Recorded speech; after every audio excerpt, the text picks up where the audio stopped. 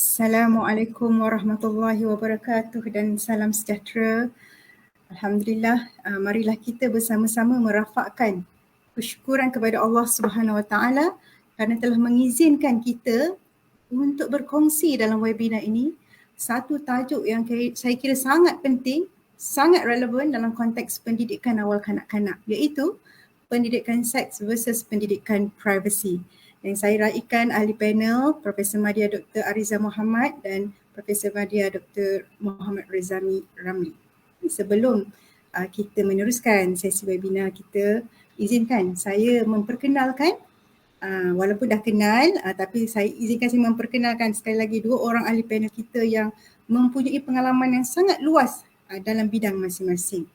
Yang bersama-sama dengan saya, PM Dr. Ariza Muhammad, merupakan pensyarah di Jabatan Perbidanan dan Sakit Puan di UniKL RCMP Ipoh. Sudah berkahwin, mempunyai 4 cahaya mata dan 4 orang cucu. Alhamdulillah, Doktor. Apa khabar, Doktor? Sihat? Sihat, Doktor, ya? Mudah-mudahan Doktor sihat. Okay, baik, Alhamdulillah. Sorry, Alhamdulillah. saya. Okey. Dan pengalaman Dr. Ariza dalam kesihatan reproduktif sangat luas, pernah mendapat geran daripada LPKM untuk membina satu modul kesihatan reproduksi secara Islamik.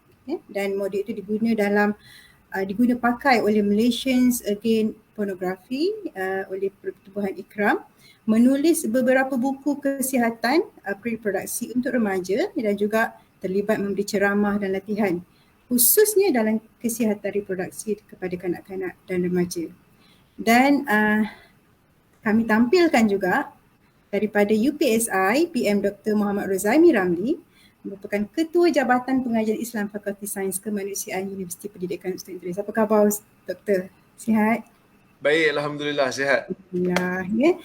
Sedikit tentang Dr. Rezami, walaupun dah dikenali, merupakan seorang pensyarah kanan di Jabatan Pengajian Islam, memperoleh ijazah Dr. Falsafah dalam bidang hadis University of Jordan pada tahun 2015, ijazah sarjana dalam Quran dan Sunnah Hadis di Universiti Islam Antarabangsa tahun 2020 dan mempunyai ijazah sarjana muda syariah, fiqh dan usul syariah Islamic fiqh di Universiti di Jordan juga. Alhamdulillah. Memang terkenal sebagai seorang pakar dalam pengajian hadis, seorang isteri dan 4 orang cahaya mata juga, sama macam Dr. Ariza. Okay, Alhamdulillah. Sesidang hadirin dan ahli panel yang dikasihi, tadi saya telah pun memperkenalkan tajuk kita pada pagi ini, iaitu pendidik seks versus pendidikan privacy ataupun rahsia peribadi. Sebelum tu saya nak kongsikan sikitlah, baru-baru ni pada 26 September, 3 hari lepas, ada seorang sahabat lah kongsikan satu berita tentang pendedahan yang menakutkan. Dan saya pasti ini menggurunkan jugalah golongan ibu bapa, khususnya yang memiliki anak perempuan. Itu satu hasil kajian yang dijalankan oleh PDRM, di mana 9 daripada 10 remaja perempuan bermasalah yang ditemubual dalam kajian tersebut mengaku ketagih seks walaupun menyedari perkara itu melanggar moral dan berdosa di sisi agama. Jadi pendedahan inilah telah melalui kajian ini oleh Ketua Penolong Pengarah Bahagian Siasatan Jenayah Seksual Wanita dan Kanak-kanak. Assistant Commissioner Siti Khamzah mengatakan bahawa perkara ini terjadi kerana kurangnya kepemantauan, kurangnya pendidikan tentang seksual dan saya percayalah apa-apa juga PM Dr. Ariza dan PM Dr. Rezami, apa-apa juga kita mesti mulakan daripada awal. Kami di NCRC percaya bahawa melentur buluh biarlah daripada rebungnya.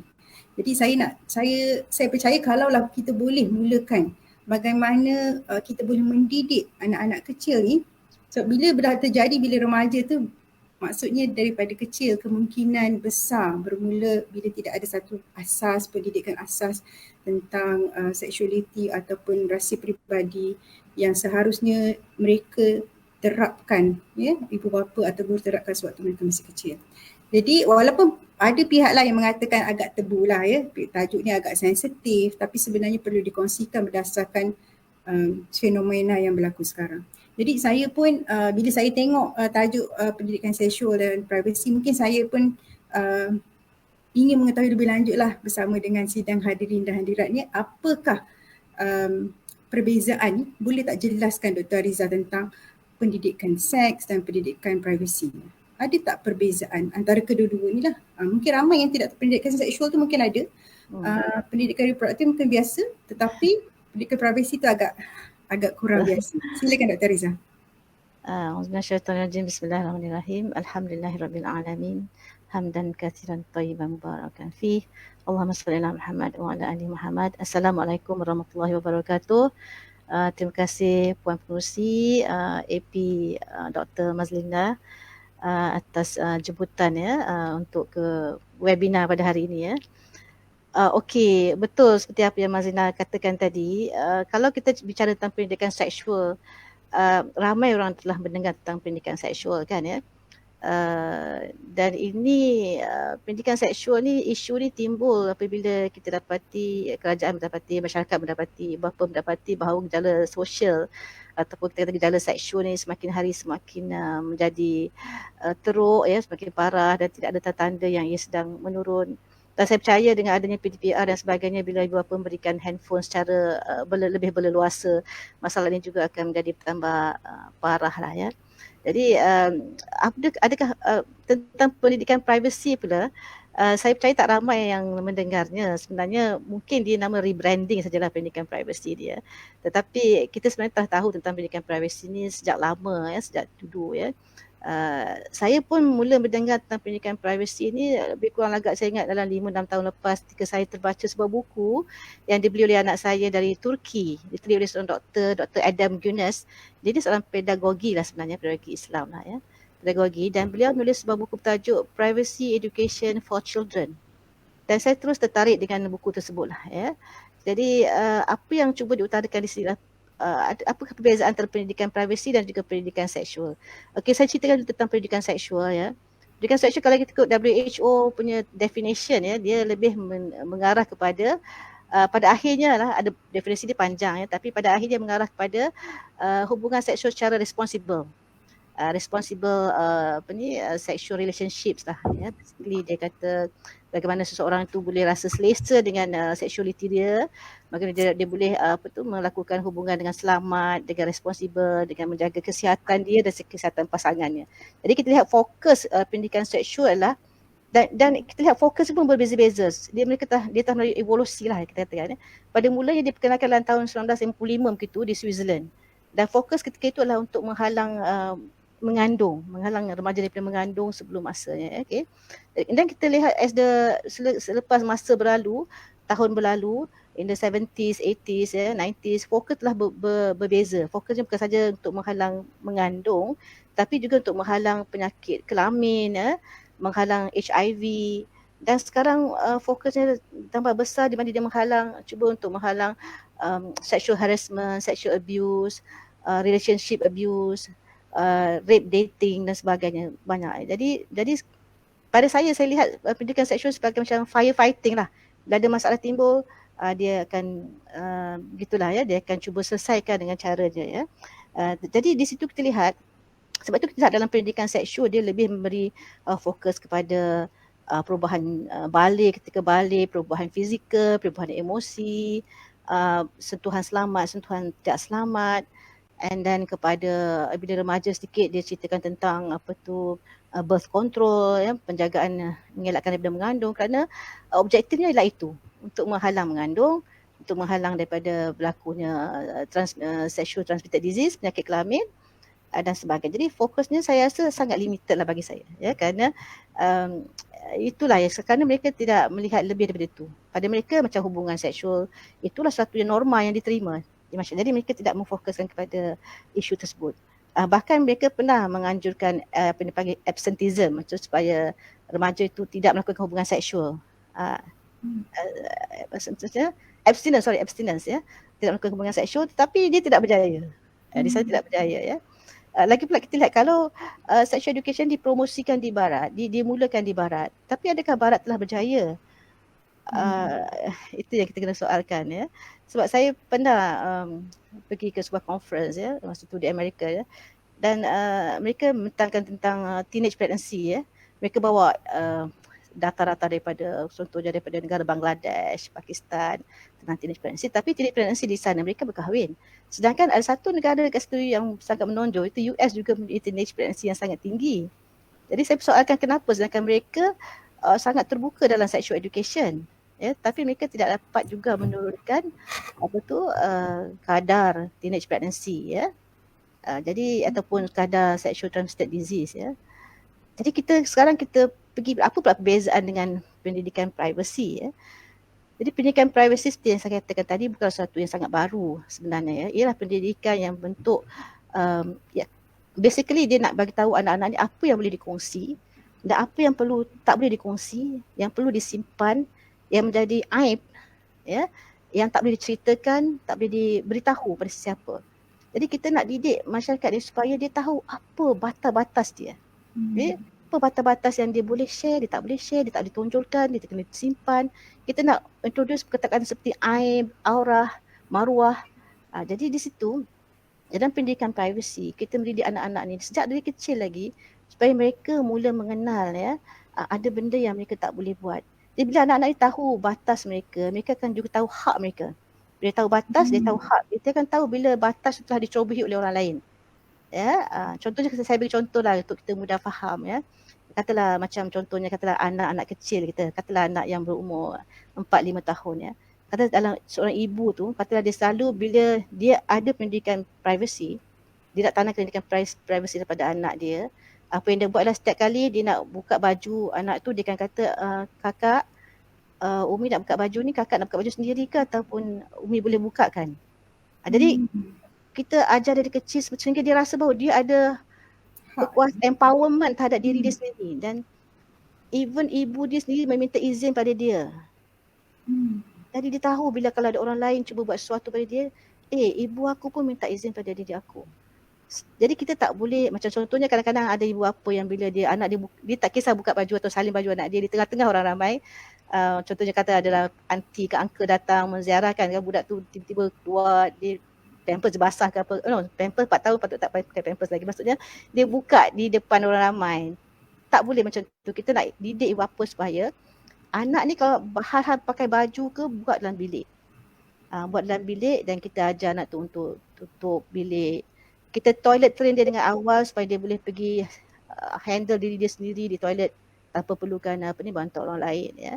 Jadi kita nak didikkan kerahsiaan tersebut, ya, sehingga dia jadi macam satu darah daging dia. Dia akan jadi apa yang Dr. Adam sebut sebagai basic reflex response. Basic reflex response maksudnya dia respon secara refleks tanpa perlu berfikir panjang. Contohnya katalah ada 2 orang gadis, ya. Satu orang gadis dia tunggu bas, tiba-tiba angin datang tiup kain dia terselak.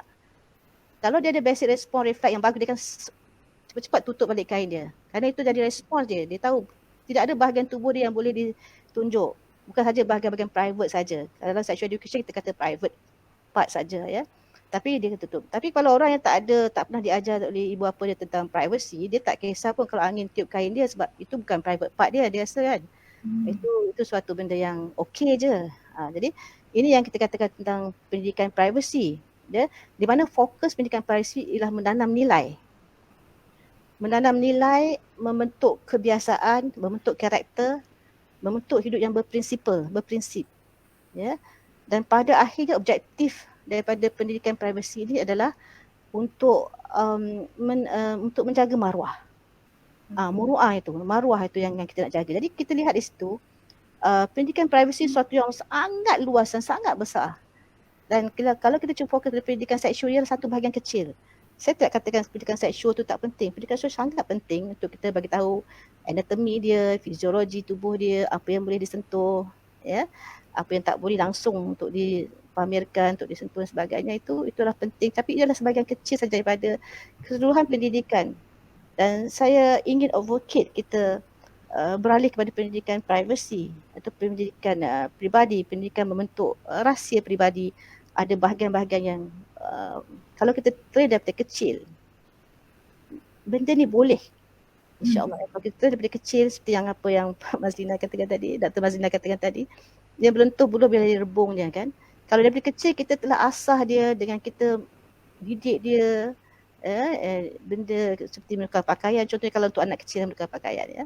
Kalaupun for example kalau kita membeli pakaian untuk dia pun, kita mulakan dari mendidik dia supaya mahu berpakaian sopan.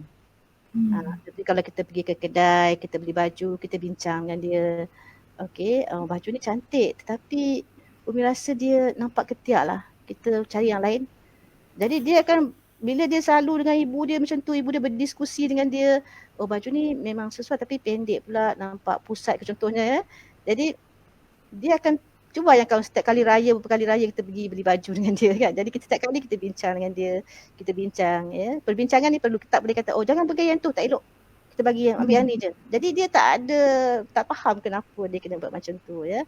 Jadi saya ingat mungkin untuk first round cukup ke Mazlina? Dah cukup 10 minit cukup, jelas. Saya Alhamdulillah Dr. Ariza. Saya rasa saya pun ada baca, saya dah ada nampak, saya rasa macam Dr. Ariza dah banyak juga share tentang privacy education ataupun pendidikan privacy ya. Merupakan satu advokasi yang kebelakangan ni Dr. Ariza cuba educate masyarakat ni. Cuma dan saya rasa lah, cuma kita sekarang ni cuba beralih pula daripada pendidikan seksual yang mana masih penting tetapi lebih luas lagi dalam konteks privacy untuk anak-anak. Dan saya suka tadi Dr. Ariza sebut tentang bagaimana ia asas nanti macam di barat, bagaimanapun ada lagi masalah-masalah yang timbul walaupun mereka ada pendidikan seksual dan saya pasti itu kita go back to the basic, kita berpatah kepada asas iaitu pada agama. Jadi saya nak tanya soalan yang ilmuwan agama kita lah, panel kita pada pagi ini, itu PM Dr. Rozaimi yang mempunyai latar pendidikan bidang agama, Al-Quran dan hadis. Boleh tak Doktor jelaskan keperluan pendidikan seks dan privasi itu dalam konteks agama, bagaimana ia perlu diberikan kesedaran dalam kalangan kanak-kanak, pendidik dan juga ibu bapa. Silakan Doktor. Assalamualaikum warahmatullahi wabarakatuh. Alhamdulillah. Nahmaduhu wa nasta'inuhu wa nastaghfiruh wa na'udzu billahi min syururi anfusina wa min sayyiati a'malina. من يهده الله فلا مضل له ومن يضلل فلا هادي له أشهد أن لا إله إلا الله وحده لا شريك له وأشهد أن محمدا عبده ورسوله اللهم صل وسلم على محمد وعلى آله وصحبه أجمعين. Amma ba'd. Terima kasih kepada Dr. Mazlina selaku moderator pada pagi ini, yang saya hormati Dr. Ariza selaku panel yang pertama, hadirin dan hadirat, mukminin dan mukminat yang dirahmati oleh Allah Subhanahu wa taala sekalian. Alhamdulillah pagi ini kita dapat bersama-sama berhimpun di atas talian untuk kita bincang sikit berkenaan dengan satu tajuk yang kalau orang tak faham, dia akan rasa tajuk ni macam tak perlu. Kalau orang tak faham, dia akan rasa tajuk ni sikit provokatif, provokasi dia tinggi sikit lah. Tetapi kalau kita tengok sebenarnya di dalam agama ini ada satu tajuk yang semua ustaz-ustaz kena tahu, iaitulah ilmu yang dipanggil sebagai ilmu al-maqasid syar'iyah, ilmu maqasid syariah, ilmu yang membicarakan tentang objektif pensyariatan hukum-hukum di dalam Islam, yang mana Allah Azza wa Jal apabila menurunkan hukum hakam kepada mukallaf, di sana ada objektif yang ingin dicapai. Di sana ada matlamat yang Allah Subhanahu wa taala letakkan di sebalik pensyariatan hukum. Apabila hukum tu terlaksana, maka objektif tu terlaksana. Maqasid syariah ni kita letakkan ataupun ulama rumuskan secara mereka melihat penelitian. Dalam bahasa Arab kita panggil istiqra' utam, penelitian secara menyeluruh kepada dalil-dalil syarak, kepada hukum hakam syarak, kepada pensyariatan hukum. Mereka dapati di sana ada 5 perkara yang dijaga oleh syarak. Yang pertama kita panggil sebagai hifzuddin, menjaga agama. Sebab itu disyariatkan azan, sebab itu disyariatkan jihad, sebab itu disyariatkan salat berjamaah, supaya syiar Islam itu dapat ditunjukkan, supaya agama itu hidup dalam masyarakat, supaya agama itu hidup dalam dalam sesebuah negara. Itu yang pertama. Yang kedua, kita ada hifzun nafs, menjaga jiwa, menjaga diri, menjaga nyawa. Hari ni orang duk bising pasal SOP. Sebenarnya pelaksanaan SOP, dia adalah salah satu daripada tuntutan syarak kerana nak menjaga nyawa tadilah. Kemudian kita ada pensyariatan ubat-ubatan untuk menjaga nyawa. Maka sebab itu majoriti ulama kata berubat ni adalah satu benda yang dituntut dalam Islam, terutamanya apabila ia melibatkan orang kata apa, di antara hidup dan mati. Itu yang kedua. Yang ketiga, kita ada jaga akal, kemudian kita ada jaga harta, dan yang kelima ni kita ada jaga nasab. Bila kita bincang tentang isu pendidikan privasi, pendidikan seks ini, sebenarnya dia ada kaitan dengan dua maqasid daripada maqasid syarak. Yang pertama, kita nak jaga nasab. Bila kita sebut jaga nasab, maka datanglah hukum pengharaman zina, datanglah hukum haramnya kita menuduh orang lain berzina sehingga ada hukuman qazaf, sebat 80 kali sebatan, kerana kita tidak mahu nasab manusia itu dapat diganggu. Kerana Islam apabila dia mensyariatkan hukum, maka dia nak manusia ni hidup dalam keadaan yang stabil. Ya? Bila kita tengok filem-filem Hollywood sendiri pun, yang mana mereka ini bebas dari sudut hubungan seks dan sebagainya, tetapi apabila kita tengok masyarakat barat, mereka sangat-sangat mengambil penting dari sudut perkembangan bayi, dia lahir paling tidak kena ada family. Inilah, walaupun Islam itu orang kata apa, berbeza sikit dengan barat, kerana Islam dari sudut hubungan seksual dia letakkan satu garis panduan yang sangat ketat berbanding barat, tetapi barat akhirnya mengakui bahawasanya mana-mana bayi yang lahir terbaik untuk dia mesti lahir dalam keadaan adanya keluarga. Sebab tu single parent ni satu masalah yang menghantui barat pada masa ini, iaitu melakukan hubungan seksual tanpa ada hubungan pernikahan sehingga mengandung, dan akhirnya ibu tu sendiri yang akan mendidik bayi itu tanpa ada bantuan daripada ayah. Satu orang kata apa, satu figura yang dipanggil sebagai, ini benda yang Islam sebut 1400 tahun dulu dah, yang mana hifzun nasab adalah satu benda yang sangat penting dalam agama. Jadi kalau kita tengok, yang pertama itu maqasid hifzun nasab, yang kedua maqasid hifzun nafs, iaitu menjaga nyawa. Yang mana kalau kita tengok hubungan kelamin yang tidak terkawal, hubungan kelamin dalam erti kata dalam Islam ni yang haram, akan menyebabkan manusia berada dalam situasi yang bahaya. Kita tengoklah hari ini adanya penyakit yang pelbagai. Sebab itu dalam hadis Nabi SAW telah pun menceritakan. Dalam hadis Nabi SAW kata, lam tadhhar al-fahishah fi qaumin qad hatta yu'linu biha illa fasha fihim at-ta'un wal awja' allati lam takun fi aslafihim alladhina madaw. Dalam hadis Nabi SAW menyebutkan, tidak ada maksiat akan tidak terzahirnya maksiat pada sesuatu kaum sehingga kaum itu menzahirkan perbuatan maksiat, tak ada rasa malu lagi dah, melainkan Allah Azza wa Jal akan memunculkan, Allah Subhanahu wa Ta'ala akan memunculkan pada mereka itu ta'un, wabak dan penyakit-penyakit yang tak dikenali pun oleh generasi awal di kalangan mereka.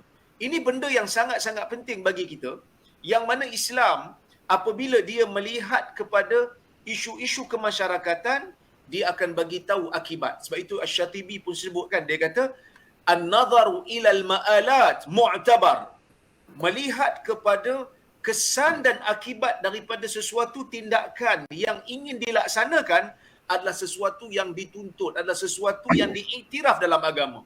Sebab itu kadang-kadang ada benda yang dituntut dalam agama, tetapi kalau pelaksanaan hukum itu akan membawa kepada sesuatu yang lebih buruk, maka Islam akan tangguhkan seketika. Saya bagi contoh, dalam hadis Nabi SAW memang nak sangat untuk robohkan Kaabah, supaya dapat dibina semula di atas binaan Nabi Allah Ibrahim.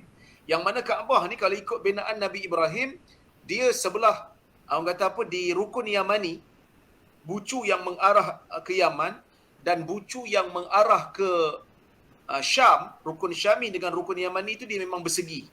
Dia petak lah. Dia petak, dia bersegi. Yang di belah sana iaitu yang ada Hajar Aswad, bucu yang ada Hajar Aswad dengan bucu yang menghadap ke Iraq, yang menghala ke Iraq, dia sebenarnya oval. Maksudnya Hijr Ismail tu sebahagian daripada Kaabah sebenarnya. Tapi bila mana Quraisy tak cukup duit nak bina semula Kaabah, kan Kaabah pernah roboh kan. Jadi mereka kumpul duit nak bina balik. Jadi duit tak cukup.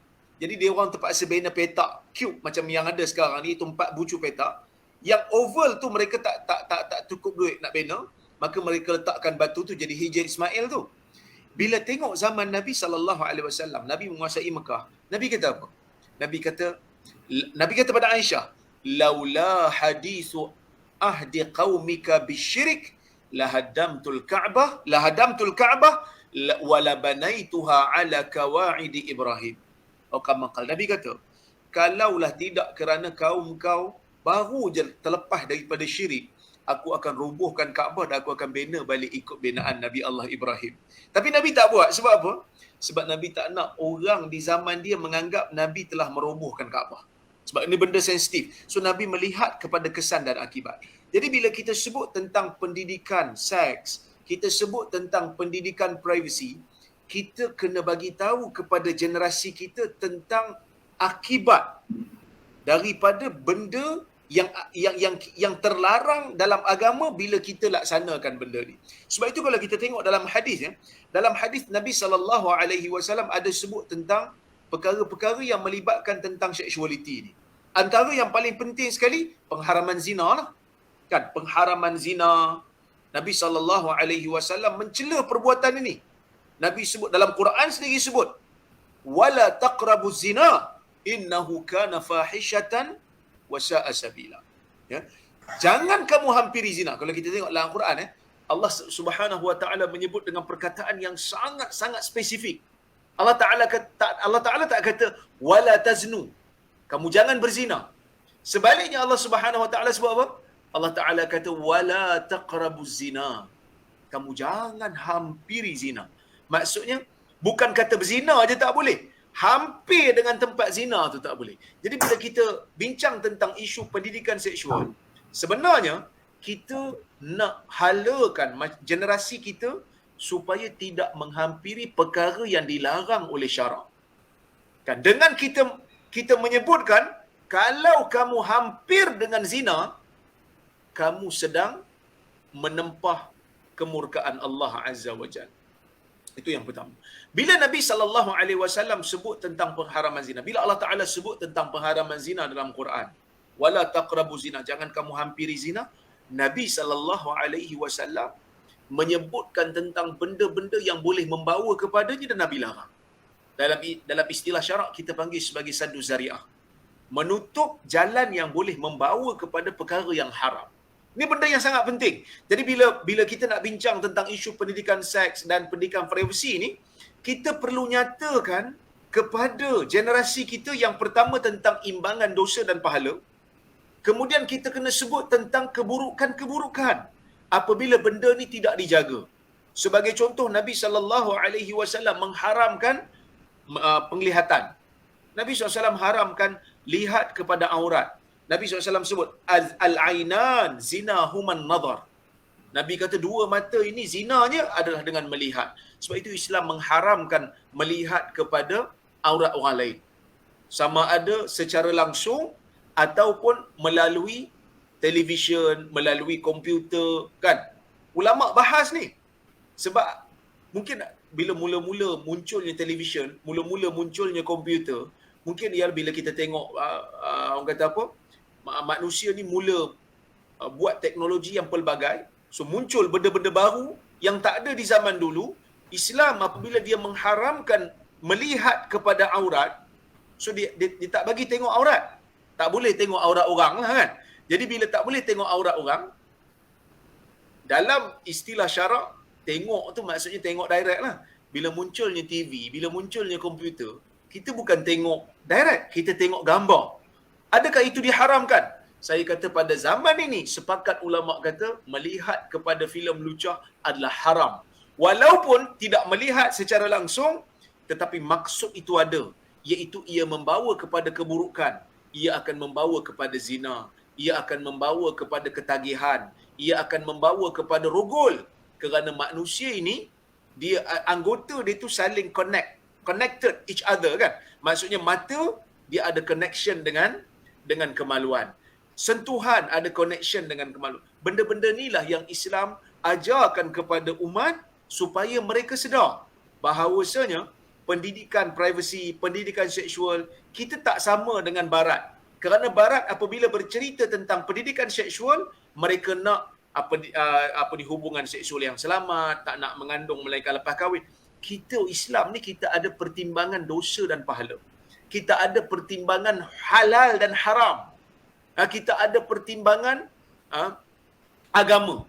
Maka sebab itu bukan bermakna kita tolak terus apa yang datang daripada mereka. Idea yang mereka sebut itu baik, tetapi kita acukan dengan acuan kita supaya selaras dengan apa yang dituntut oleh agama. Jadi bila orang kata apa, saya fahamlah Dr. Majlan sebut benda ni tabu, bila sebut benda-benda ni rasa macam tak sesuai. Pada mulanya benda ni nak diperkenalkan pun mereka, masyarakat kita terutamanya golongan agamawan, dia ada sedikit penentangan kerana mereka menganggap seperti mana yang barat sebut. Kita tak salahkan mereka, tetapi mereka dok bayang seperti mana yang barat sebut.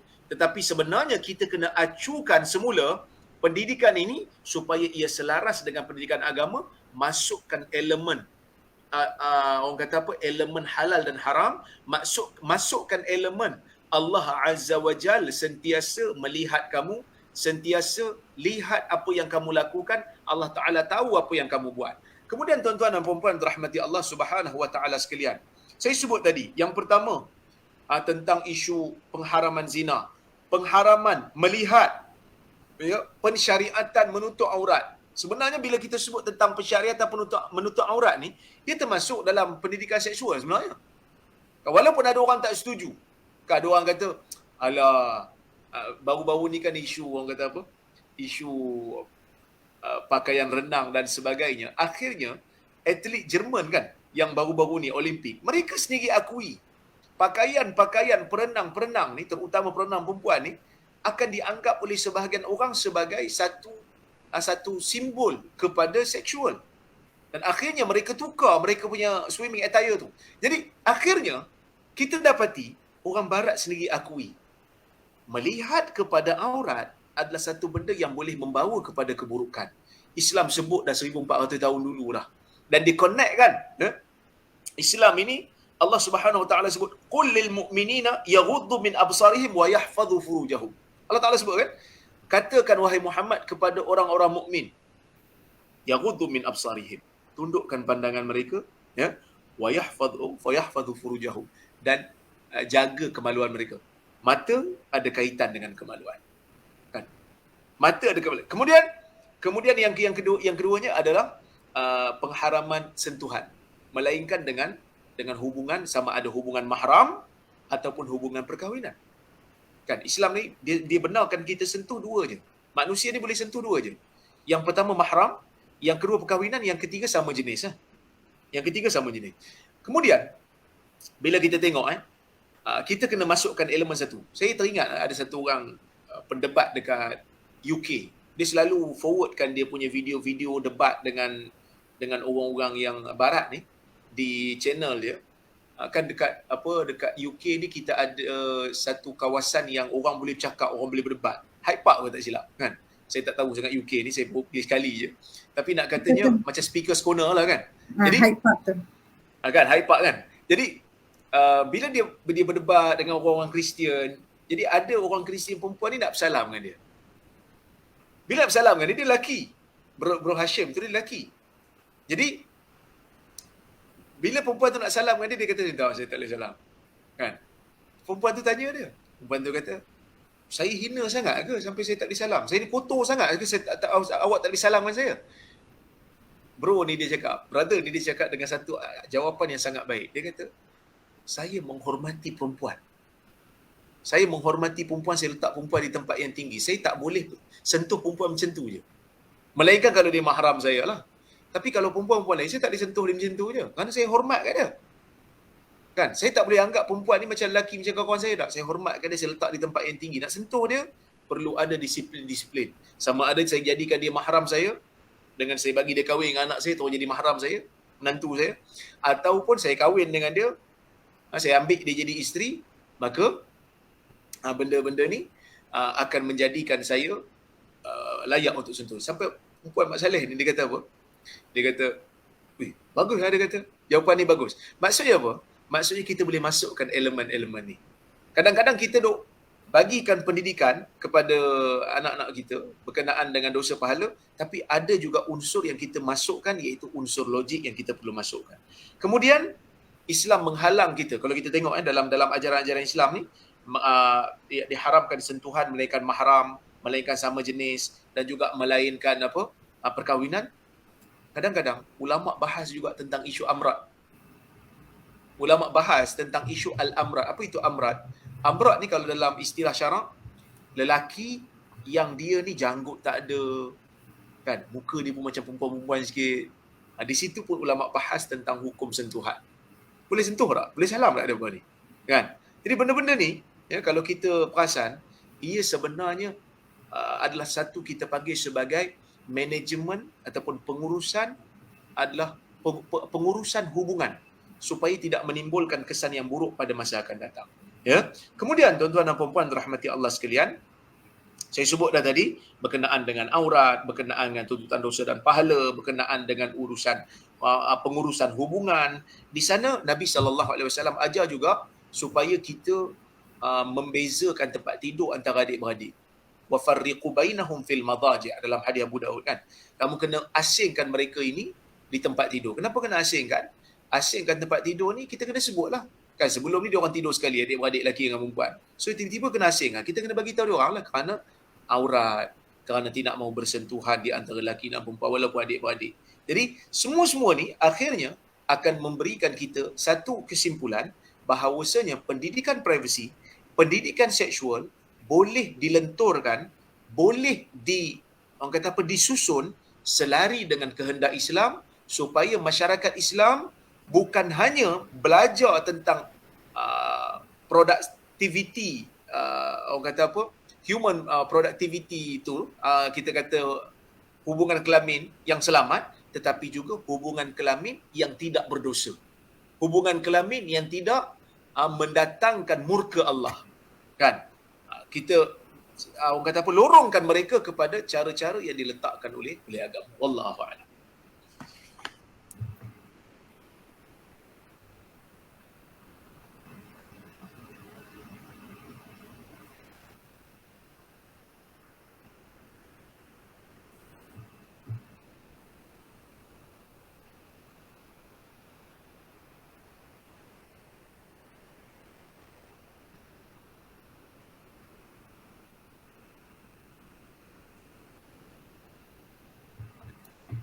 Okay,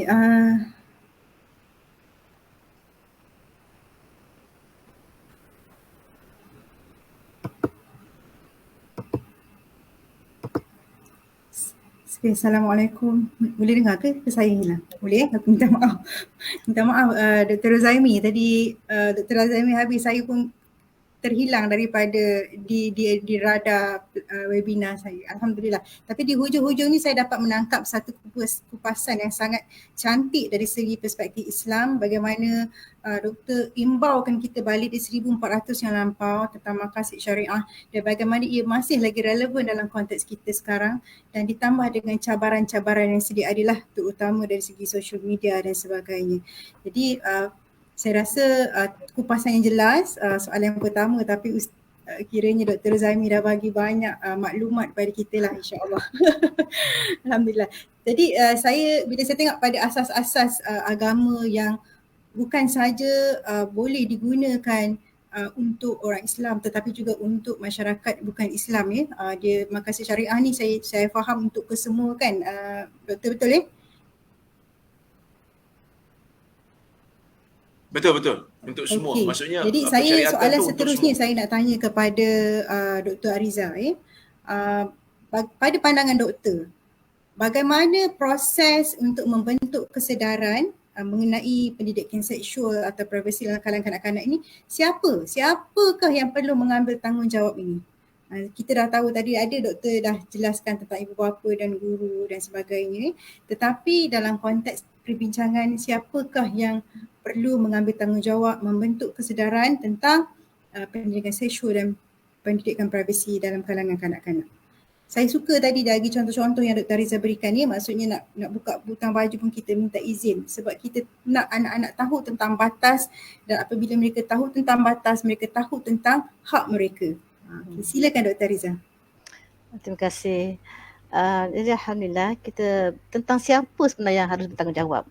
Pendidikan seksual ni kan, siapa nak tolak kan? Orang agama tak nak, orang cikgu pun kata terlalu banyak dan sebagainya. Tapi pada pendapat saya, portion terbesar daripada siapa yang harus bertanggungjawab harus jatuh kepada ibu bapa. Ya. Walaupun dalam pendidikan seorang anak tu, we need a whole village to raise a child kan. Jadi maksudnya bukan saja ibu bapa, tapi keluarga, extended family, aunties, uncles, ya, atuk, nenek, ya, jiran, okay, sekolah, guru, ya, kerajaan, ya, masyarakat, ya. Jadi kalau kita betul-betul serius tentang isu pendidikan seksual, pendidikan privasi, isu untuk mengurangkan gejala sosial dan sebagainya, dia tak boleh dari satu pihak saja, dia perlu melibatkan sistem keseluruhannya. Perlu melibatkan semua orang. Ya. Tapi seperti saya katakan tadi, mungkin portion terbesar terletak atas bahu ibu bapa. Ya. Kerana contohnya pendidikan seksual, ya, ada pendapat yang mengatakan pendidikan seksual tak seharusnya diajar secara terbuka di sekolah. Ya. Contohnya katalah kita nak mula ajarkan pendidikan seksual untuk budak darjah 6, kita adakan ceramah ataupun training. Saya sendiri merasakan agak, sebab saya selalu melakukan training ataupun ceramah-ceramah tentang kesihatan reproduktif. Ya. Saya pun dapat tahu, saya pun dapat agak setengah budak sebenarnya tak bersedia lagi. Tapi ada budak yang dah bersedia. Jadi dia tak boleh kita sebenarnya just blanket rule semua. Dan kita tak boleh bagi lelaki dan perempuan dalam dewan yang sama dan bercerita tentang kesihatan reproduktif.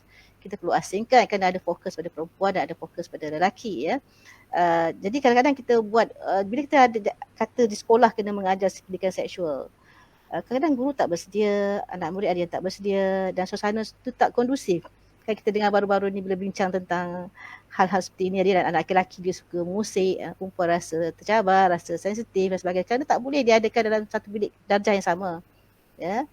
Jadi first of all, saya rasa yang paling pentinglah pada ibu bapa. Ya. Ia harus bermula di rumah. Ya. Harus bermula di rumah. Ya. Dalam rumah sendiri pun ada aurahnya, ada ada privacy. Ya. Dalam rumah kita ada ruang-ruang privacy. Ya. Yang kita perlu ajar pada anak-anak. Bukan saja privacy dari segi tubuh badan dia tak boleh dilihat dan sebagainya, tak boleh dikongsi, tak boleh di-share, seharusnya disimpan. Ya. Tapi dia juga harus mengetahui dalam rumah dia itu ada juga ruang-ruang privacy. Ya, contohnya ruang yang kita tahu dalam Al-Quran menyebutkan ruang ibu bapa. Ya. Ruang ibu bapa, kita kena ajar anak kita, ruangnya ruang privacy ibu bapa. Okay, ini parents punya private room. Ya, mereka tak boleh senang-senang masuk. Ya, mereka. Tapi kalau kita lihat dalam keadaan sekarang, anak-anak kita kadang bertebaran dalam bilik kita. Sebenarnya kita kena bagi tahu mereka inilah ruang ibu bapa, ya, tak boleh masuk kecuali dengan izin. Dalam Al-Quran menyebutkan kita kena minta izin pada waktu tertentu. Bukan saja ada ruang privacy, ada waktu privacy juga. Ya, waktu yang private, yang ibu bapa yang mereka tak boleh enter, tak boleh masuk. Ya, waktu seperti yang kita maklum, selepas subuh, selepas zuhur, selepas isyak, kan, telah dijelaskan dengan begitu jelas dalam Al-Quran, dalam surah An-Nur, kan, begitu jelas Allah telah menggariskan, ya, waktu-waktu yang sepatutnya anak-anak kena faham.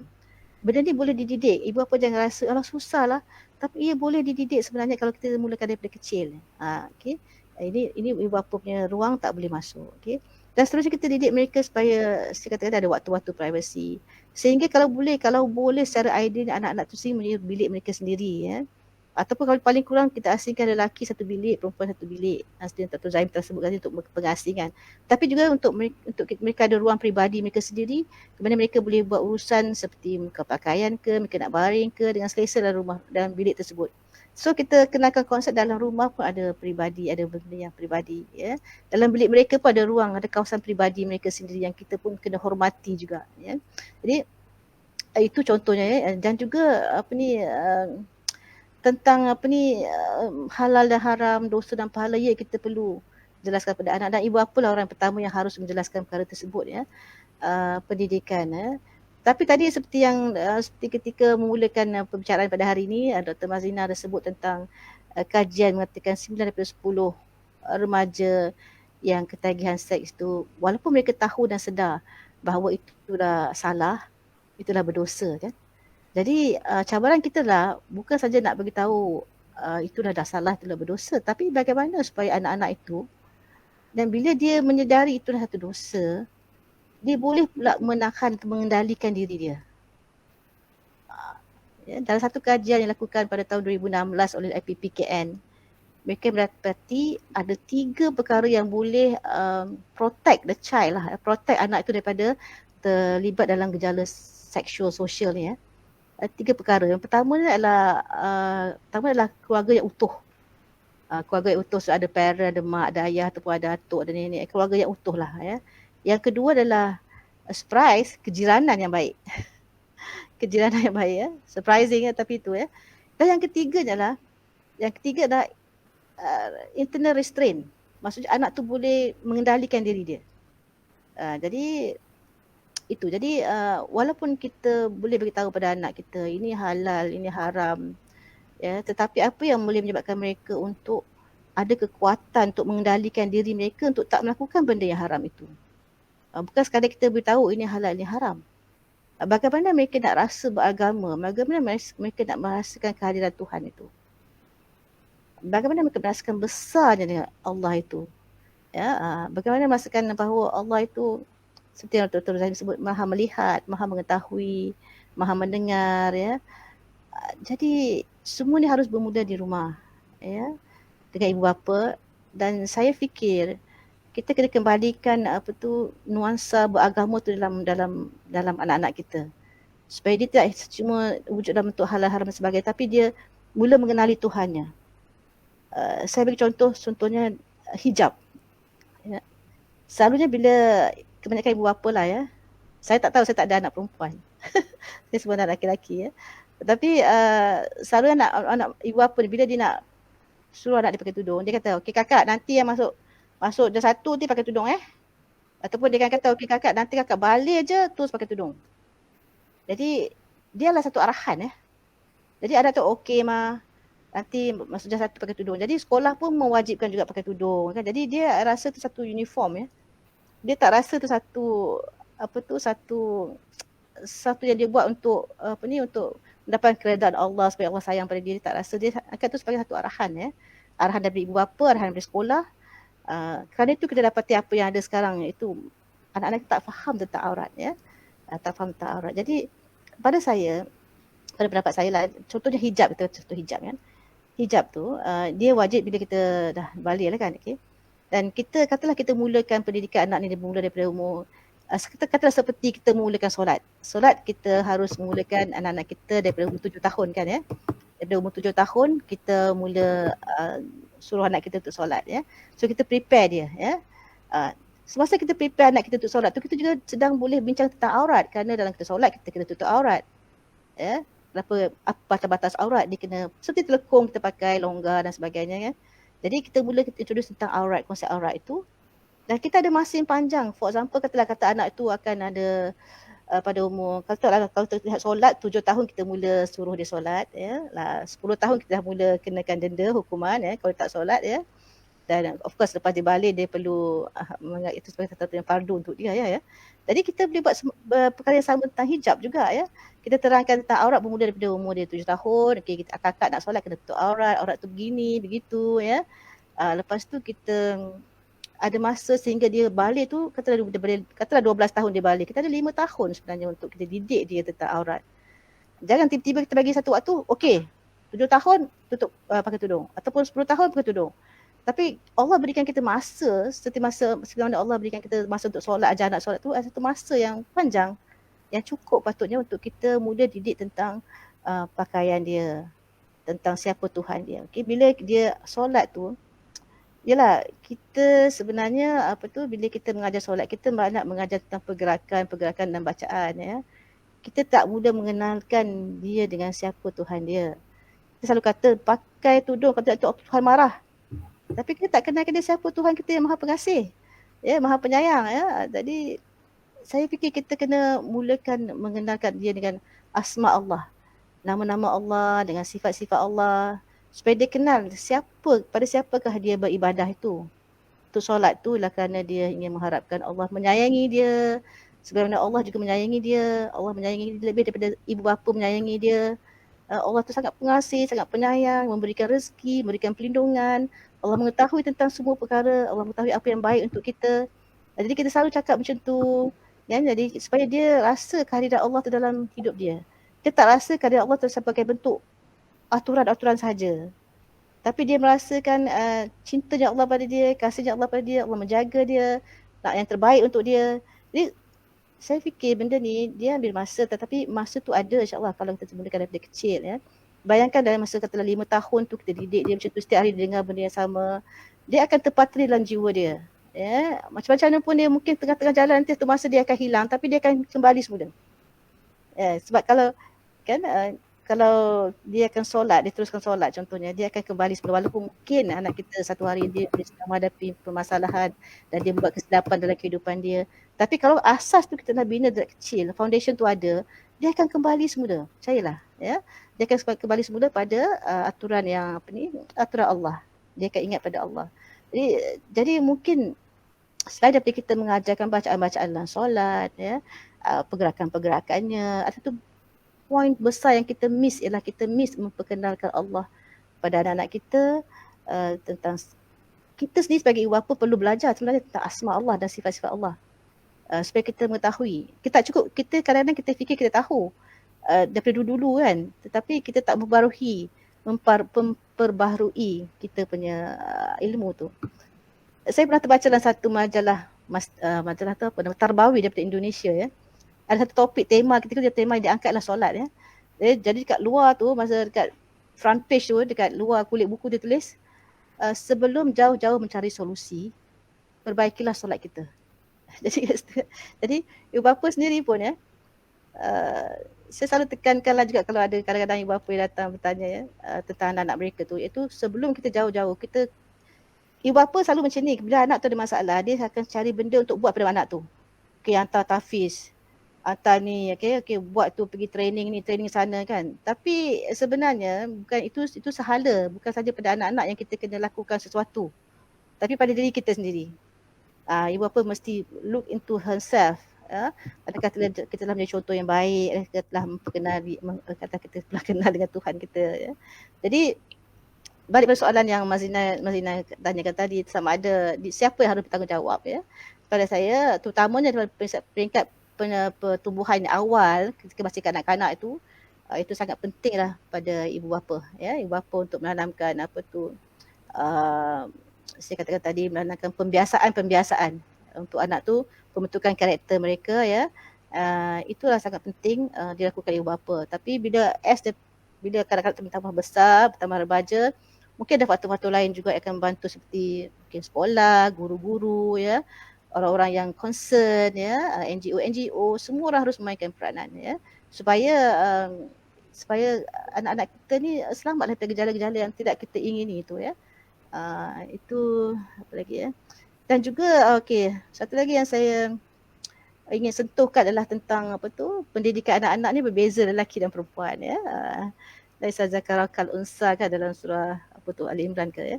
Maksudnya ketika Ibu Maryam tu dia mendapati anak dia bukanlah seorang lelaki seperti yang dia harapkan, ya, ataupun yang dia nazarkan tu, dan dia tahu dalam Al-Quran sendiri telah mengatakan dengan jelas tidak sama perempuan tu dengan lelaki, tak sama lelaki dengan perempuan, ya. Jadi seharusnya pendidikan kita pada mereka juga berbeza, ya.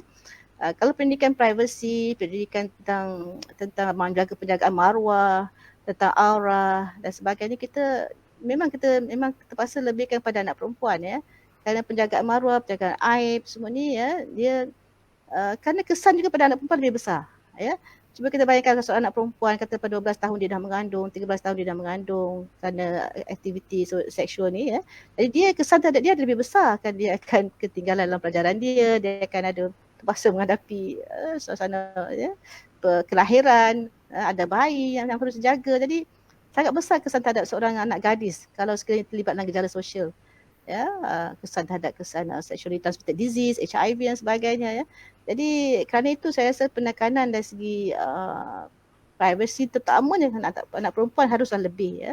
Tapi ada lelaki ada penekanan lain, iaitu penekanan tentang tanggungjawab, penekanan tentang insting dia untuk jadi pelindung ya, dan sebagainya. Itulah ya, itu perbezaan dia tu ya. Dan saya juga tertarik dengan apa yang Dr. Zaim kata tentang pengurusan hubungan ya. Pengurusan hubungan ni satu topik yang besar ya. Bahkan sebenarnya sekarang saya sedang mengusahakan satu modul untuk pengurusan hubungan, itu apa itu panggil sebagai boundary ya. Batasan dalam perhubungan ya. Ada batasan dalam perhubungan yang perlu diberitahu ya. Contohnya kadang-kadang bila kita sebut tentang personal space ya. Personal space ya, maksudnya setiap orang tu ada ruang peribadi sendiri. Ruang peribadi sendiri, maksudnya ada ruang peribadi sekitar dia tu yang orang lain tak boleh masuk dalam ruang peribadi dia. Cuma orang-orang tertentu saja boleh masuk dalam ruang peribadi dia. Jadi bila kita beritahu dia tu, dia akan tahu, oh dia ni dah masuk dalam ruang peribadi aku ni, apa yang harus aku buat. Okey, macam tu ya.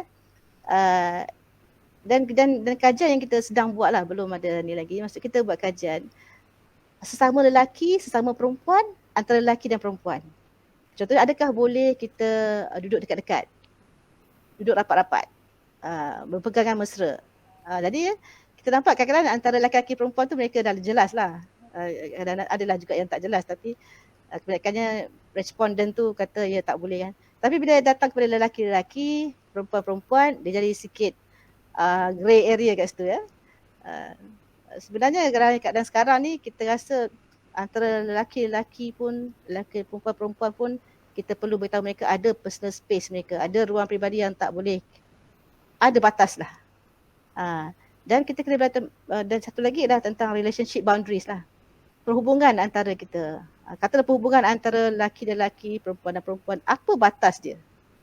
Kita kena spell out tu anak kita ni, sebab kita tak pernah beritahu mereka sebenarnya. Jadi tapi sekarang dah sampai masa perlu untuk kita beritahu. Contohnya katalah batas antara, kata seorang guru dengan seorang anak murid, contohnya ada batas dia. Ada batas dia. So anak tu kena beritahu, oh ini macam relationship boundaries, macam guru ni nampak macam dah memasuki saya punya pembatasan, batas ni dah melebihi batas. Jadi supaya anak tu tak confuse. Jadi anak-anak terdidik dengan pendidikan privacy, dia tak confuse. Kadang-kadang bila tengok modus operandi pedofilia, mereka cari dia gain the trust, dia dapatkan keyakinan daripada ibu bapa, daripada anak-anak itu, supaya trust mereka, percaya pada mereka. Dan bila pedofilia ni buat sesuatu pada anak ni confused, keliru. Ini betul ke tak betul? Saya dia belajar tak betul, tapi ini saya percayakan orang ni. Kan? Jadi tapi kalau anak yang dididik dengan pendidikan privacy daripada kecil, dia tahu ini memang tak betul. Dia tak confused, dia yakin dah ini memang tak betul. Sebab dia tahu ibu bapa dia tak minta izin dia, contohnya kan, untuk buka baju dia ke kan, contohnya kan. Jadi kan dia tahu, dia faham tentang itu. Jadi relationship boundaries ni, maksudnya perhubungan, batasan dalam perhubungan. Sejauh mana batas tu boleh kita allowkan dia. Jadi dia bukan sahaja dalam bentuk fizikal, tapi dalam bentuk emosi juga, dalam bentuk kata-kata, dalam bentuk banyak lagi lah dalam bentuk. Jadi luas, satu yang luas, bukan sahaja untuk fizikal lah. Jadi bukan satu sentuhan, batasan sentuhan, tapi batasan kata-kata for example-nya. Dan kita kena ajar anak kita batasan, bila contoh dalam social media lah terutamanya ya. Apa batasan dia? Sampai mana kita boleh tonjolkan ya, ataupun apa yang kita boleh share. Kadang-kadang kita banyak kes-kes di mana bila mereka ada boyfriend contohnya, ataupun ada girlfriend ya, dan mereka hantar-hantar, ataupun kadang-kadang bukan girlfriend boyfriend pun, sesaja suka kenalan-kenalan je, tiba-tiba kenal je, tiba-tiba oh boleh hantarkan saya gambar ni, gambar tu, gambar private you ya.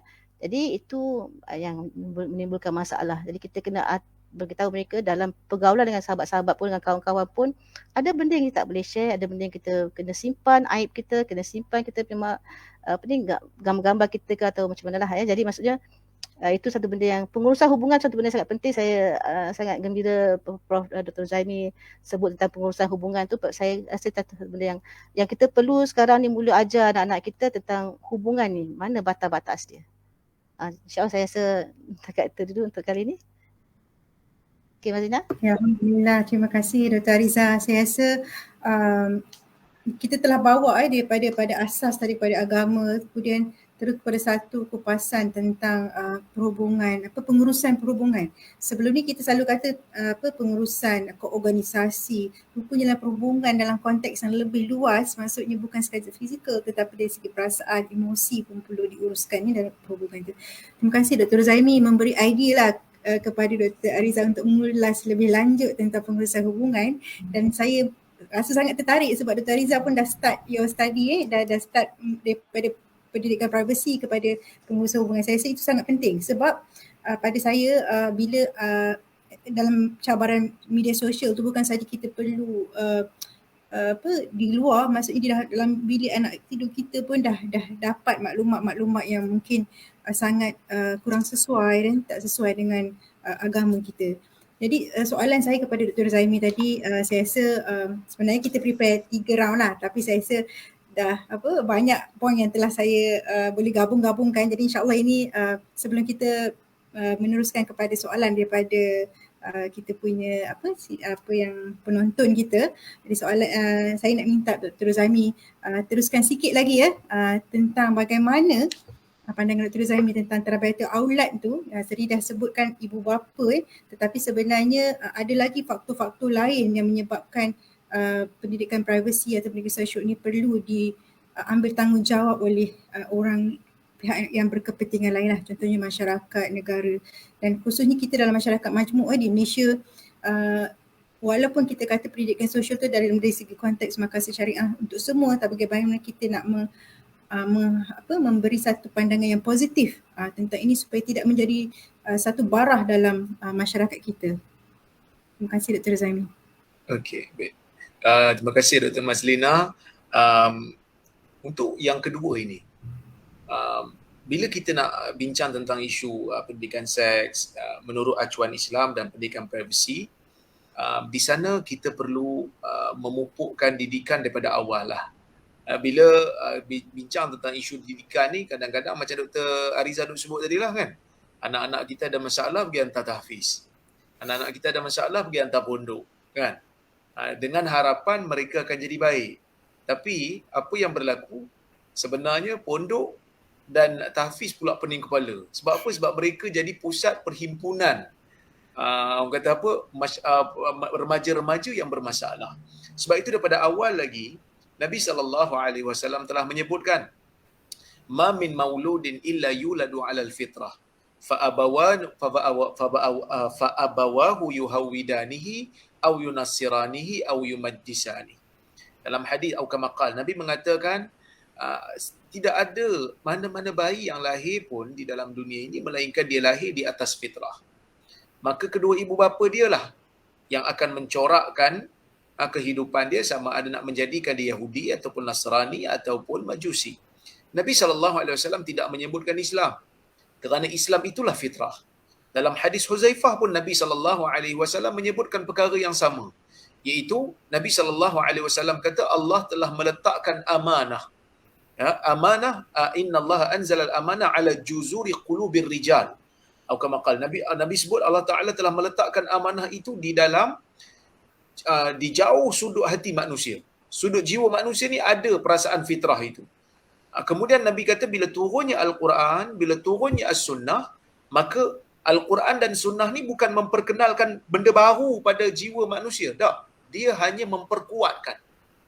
Dia hanya memperkuatkan apa yang telah ada dalam jiwa manusia. Sebab itu kita kata, mana-mana manusia bertamadun pun, mereka akan menganggap penipuan itu satu benda yang haram. Mencuri itu satu benda yang tak bagus. Walaupun mereka ini kadang-kadang tak beragama pun. Bahkan private part. Kita pergilah ke Amazon, manusia yang tak bercampur dengan orang, tak ada tamadun pun, dia mesti ada pakaian. menutup benda yang dia rasa malu. Ini fitrah. Jadi bila Islam datang, dia letakkan satu fitrah pada manusia, dia susun supaya fitrah itu menarik. Jadi bila kita sebut tentang contohnya ibu bapa. Ibu bapa kena tahu, masyarakat juga kena ada peranan. So semua orang ambil peranan. Apa dia? Yang pertama, bila kita sebut tentang didikan, sebelum kita nak bincang tentang metod pendidikan, kita kena tahu dulu, pendidikan ataupun benda yang kita nak ajar pada generasi, dia merangkumi 3 benda lah. Mengajar manusia tentang akidah, mengajar manusia tentang hukum hakam, mengajar manusia tentang adab dan akhlak. Ini benda yang sangat penting. Sebab kadang-kadang mak ayah dia tak faham benda ni. Dia tak rasa dia kena berperanan dalam meletakkan 3 benda ni pada anak dia. Kan? Dia rasa bila belajar agama hantar kat ustaz-ustazah. Pergi hantar sekolah petang. Lepas tu dia tak tanya dah. Kan? Mak bapak kadang-kadang lebih suka untuk tanya anak, dah makan ke belum? Berbanding dah salat ke belum? Kan? Jadi pendidikan mengajar akidah itu, selain daripada guru kena ajar pada mak bapak, kena ajar pada anak. Sebab tu disebut tadi tu, ya, dia disebut tentang Allah Subhanahu Wa Taala Maha melihat. Kena bacakan ayat-ayat Quran yang menunjukkan bahawasanya Allah sentiasa memerhatikan makhluknya. Allah Subhanahu Wa Taala akan bentangkan setiap amalan yang kita buat, supaya anak kita, generasi yang kita nak didik, bukan generasi yang hanya depan kita baik tapi belakang kita, dalam bahasa budak-budak muda sekarang ni, musibat umpamanya kan. Kita kena ajar anak kita konsep jujur. Konsep amalan saya, kalau saya buat benda tak elok, kalau saya langgar batasan-batasan syarak, akan dibentangkan di dalam di akhirat nanti. Kita kena bagi tahu anak kita macam mana kita behave bila ada CCTV dalam bangunan kan. Orang kalau ada CCTV dia nak korek hidung pun dia segan. CCTV Allah ada di mana-mana. So benda ni kita kena didik daripada awal supaya kita tahu. Itu yang pertama. Yang keduanya berkenaan dengan mengajar hukum hakam. So kena ajarlah hukum hakam yang melibatkan orang kata apa, pendidikan seksual dan pendidikan privasi ni. Bagi tahu mereka tentang isu dosa dan pahala. Buat benda ni berdosa, buat benda ni haram, buat benda ni Allah Ta'ala murka. Kan? Apa hukum zina umpamanya? Hukum zina. Bila kita sebut tentang apa? Hadis-hadis yang berkenaan dengan macam mana Nabi SAW merejam orang zina yang dah kahwin. Nabi sebat orang zina. Ini benda yang disebut, kita kena sebut bahawasanya benda ni adalah benda yang pernah berlaku dalam sejarah Islam. Dan bila Islam letakkan benda ni, bila disuruh sebat, bila disuruh rejam, ini benda yang sangat serius. Ini benda yang bukan main-main, kerana ada hukuman yang khas. Hukuman yang khas disebut, mention dalam Al-Quran. Wazaniyatu wazani fajlidu kulla wahidin minhuma mi'ata jaldah. Sebut pada anak-anak kita daripada awal lagi, seumur mereka mumayyiz, seawal mereka mumayyiz, seawal mereka balik, bagi tahu benda ni tak elok. Bahkan kita kena bagi tahu pada awal lagi, mana-mana perbuatan membuka aurat adalah satu benda yang tak bagus. Walaupun ialah kadang-kadang ada juga orang yang bising kata, alah anak tu belum balik lagi, pasal apa nak dipakaikan dengan tudung. Kita kena instill daripada awal sebenarnya, cintakan menutup aurat, pakai pakaian yang elok. Bagi tahu pada mereka bahawasanya menutup aurat ini, yang selain daripada ia mencantikkan dia, tetapi ia juga adalah tuntutan Tuhan. Maksudnya, dia pergi mana-mana pun dia tahu, ini Tuhan suruh aku buat. Saya ingat lagi, kita masyarakat kita kan, Melayu lah umpamanya, walaupun saya campur lah, tak adalah Melayu sangat, tapi Melayu tu adalah pada saya kan. Sebahagian daripada darah tu ada pada saya. Melayu ni, dia kalau beranjing dengan babi, dia sangat sensitif. Kan? Nampak anjing pada jauh, tak nak bergirah ada anjing. Padahal kalau katalah anjing tu tersentuh dengan dia, dia bolehlah samak, bukanlah the end of the world. Kalau mak dia kata, saya dah tersentuh anjing lah ustaz, je nak buat, pergilah samak kan, pergi sertu. Tapi dia tak nak, sebab dia rasa macam geli pada anjing tu, satu benda yang diajar daripada kecil. Anjing tak boleh sentuh, anjing tak boleh pegang, nanti kena sertu susah. Walaupun sebenarnya sertu tu tak susah, tapi kita berjaya meletakkan satu doktrin, anjing bukan budaya kita. Sehingga kan masyarakat Melayu tengok orang bela anjing, walaupun sebenarnya bela anjing ni ada tempat yang dibenarkan, jaga kebun, pergi memburu. Tapi orang Islam, Melayu, tengok orang bela anjing, walaupun pada tempat yang dibenarkan. Contohnya dia orang guna anjing untuk memburu, orang guna anjing untuk jaga kebun, dia akan anggap benda tu macam tak kena. Kan? Mungkin ada cara lain lagi kot. Macam, tak apa kemas pula Islam dia tu. Kita berjaya. Babi umpamanya, kita berjaya. Kan? Kita kena buat benda yang sama pada perkara-perkara yang boleh pergi ke arah seksual ni. Benda tu tak boleh, benda tu haram. Kalau nak buat, kena tunggu waktu kahwin nanti. Jadi benda-benda ni yang penting sekali. Kemudian, kena letakkan juga, kena bagi tahu juga hikmah-hikmah pensyariatan hukum. Umpamanya, kita bagi tahu kan untuk anak remaja kita, dia dah mula ada nafsu dan sebagainya, dah mula ada kecenderungan kepada jantina yang berbeza, kita kena bagi tahu dia lah. Islam meletakkan hukum hakam. Dia tahu remaja-remaja ni dah mula ada kecenderungan. Maka macam mana cara nak selesaikan? Nabi SAW bagi tahu. Dalam hadis Nabi SAW sebut tentang kepentingan puasa umpamanya. Nabi kata, ya ma'asyaras syabab, man istata'a minkumul ba'ah falyatazawwaj. Faman lam yastati' fa alaihi bis-shaum fa innahu lahu waja'. Atau kama qala, Nabi kata, wahai anak-anak muda. Nabi panggil anak-anak muda. Nabi tak panggil orang tua. Nabi kata, wahai anak-anak muda. Ya ma'asyaras syabab, wahai anak-anak muda. Kan? Sesungguhnya sesiapa yang mampu untuk menikah di kalangan kamu, pergi menikah. Nabi kata. Kalau siapa yang tak mampu nak menikah, maksudnya mungkin tak cukup lagi belanja untuk bayar mahar dan sebagainya, fa alaihi bisawm, dia kena puasa. So suruhlah puasa. So budayakan puasa Isnin dan Khamis, budaya puasa 3 hari setiap bulan, budayakan puasa 3 hari putih, iaitu 13, 14 dan 15 setiap bulan Hijrah. Jadi benda-benda ni akhirnya akan memberikan anak-anak kita satu solusi. Sebab kadang-kadang bila kita bincang tentang benda tu haram, benda ni haram, so dia kata apa solusinya? So kita bagi tahu puasa. Kemudian kita kena instil dalam orang kata apa?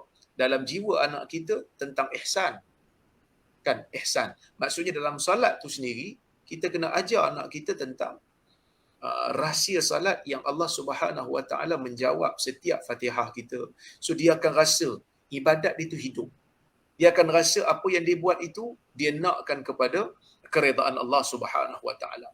Dan dia kena bagi tahu juga tentang Islam ni bila dia memberikan sesuatu nikmat kepada manusia, dia tak datang gitu je. Dia datang dengan responsibility. Kan? Kahwin datang dengan kahwin tu membenarkan hubungan, betul. Tapi dia datang dengan responsibility. Suami kena sediakan nafkah, kena sediakan tempat tinggal, kan? Dan kita kena sediakan juga anak-anak kita kena pantau mereka dari sudut dengan siapa mereka bergaul, dengan siapa mereka berkawan. Dalam hadis Nabi SAW sebut, Nabi kata, al-mar'u ala dini khalilih, seseorang itu akan berada mengikut agama orang yang dia rapat. Dalam hadis Nabi SAW sebut 2 jenis orang yang berkawan dengan kita ni, jalisus salih dengan jalis as-su. Jalisus salih seperti Nabi kata kamathalil attar, seperti orang yang jual minyak wangi. Kalau tak dapat minyak wangi pun paling tidak dapat bau wangi. Kemudian jalis su, kawan yang buruk, kawan yang jahat, dia seperti nafikhil kair, seperti orang yang menghidupkan bara. Kalau tak kena bara tu pada kita, terkena bau asapnya. Terkena bau asap. Jadi kita kena pastikan environment yang baik. Bukan hanya kawan, environment rumah pun kena baiklah. Kena ada parental control untuk TV, untuk laptop. Kena pantau sentiasa supaya anak-anak kita menjadi orang yang bertanggungjawab. Setiap masa dia rasa dia dipantau dan akhirnya benda tu jadi lifestyle dia. Bukan dia buat tu kerana ayah dia, bukan dia buat tu kerana masyarakat dia, tetapi dia buat tu kerana inilah lifestyle aku.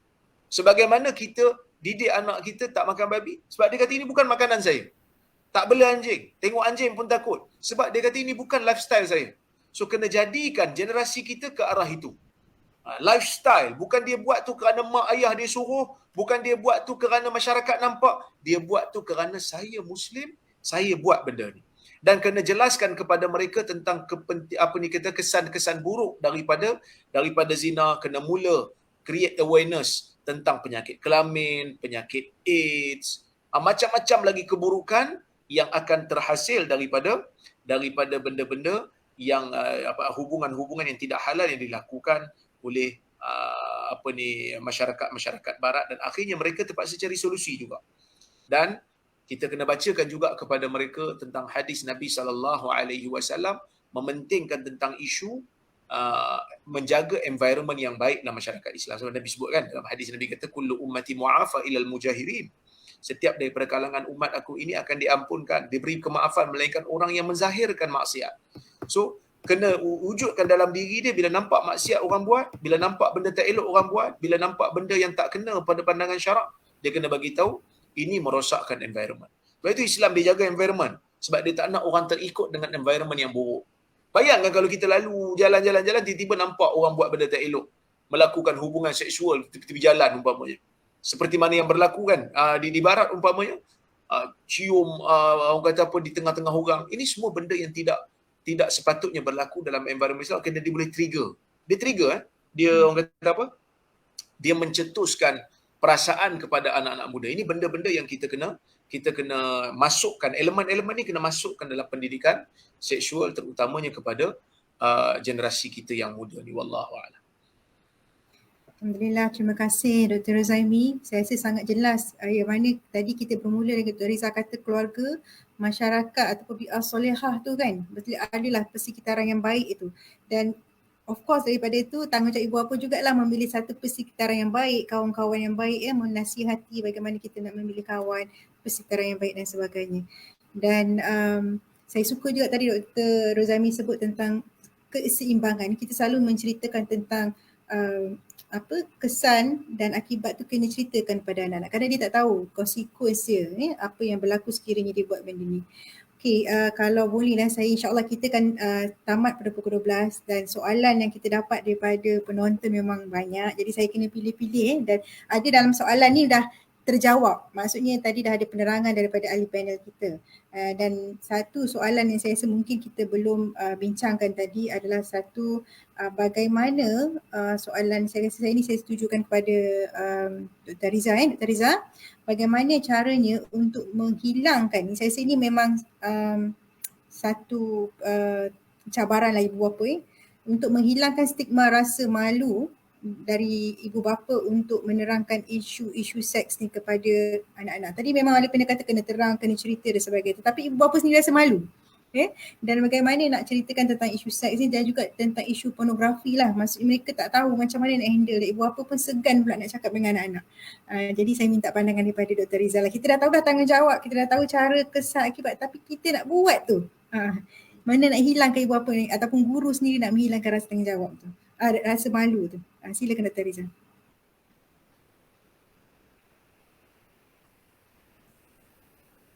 Terima kasih Mas Lina. Dia basically macam ni lah. Kalau kita tak nak ceritakan pada anak-anak kita, orang lain akan ceritakan pada dia. Dan orang tu mungkin kita tak suka. Ya, mungkin kawan-kawan dia, jadi mungkin daripada TV dan sebagainya. Ya. Jadi itu merupakan exposure pertama dia, mungkin daripada semua sumber yang kita tak suka. Jadi nak tak nak kita terpaksa belajar untuk menghadapi rasa malu tu. Kerana bahkan Allah sendiri pun tidak malu dalam Al-Quran kan, banyak sebutkan tentang contohnya air mani, apakah yang kamu pancarkan, tentang ayat-ayat Al-Quran kan, apakah ceritakan tentang air mani, ceritakan tentang persetubuhan walaupun dalam disembunyikan dalam kata-kata yang hikmah ya. Tapi maksudnya di situ seperti saya katakan tadi, pendidikan seksual ni kalau kita sedang ingin bercakap tentang hubungan lelaki dan perempuan ni mesti diberitahu oleh ibu bapa sebenarnya. Dia tak boleh oleh orang lain. Kita lihat apa yang jadi bila guru-guru cuba menerangkan tentang isu ni kan. Kita ada kes yang telah berlaku baru-baru ni kan. Bila guru yang cuba menerangkan dalam keadaan situasi suasana hingar-bingar sekolah yang mungkin ada 40 orang murid, lelaki, perempuan, lelaki mungkin nak main-main ya, perempuan terasa sebagai, jadi dia suasana tak kondusif. Dia bukan salah sesiapa kat situ. Dia salahnya sebab dia tak sepatutnya demikian lah.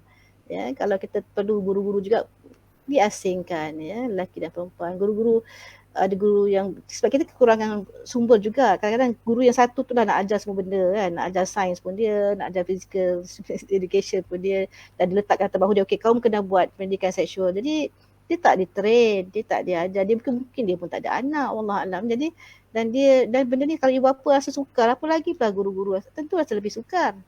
Itu bukan anak mereka kan. Jadi kita lebih tahu tentang anak kita dan kita fikir satu tu je, kita perlu lakukan juga. Walau bagaimana susah pun, kerana kita tak mahu jika kita tak buat, orang lain akan buat. Orang lain akan isi kekosongan tersebut.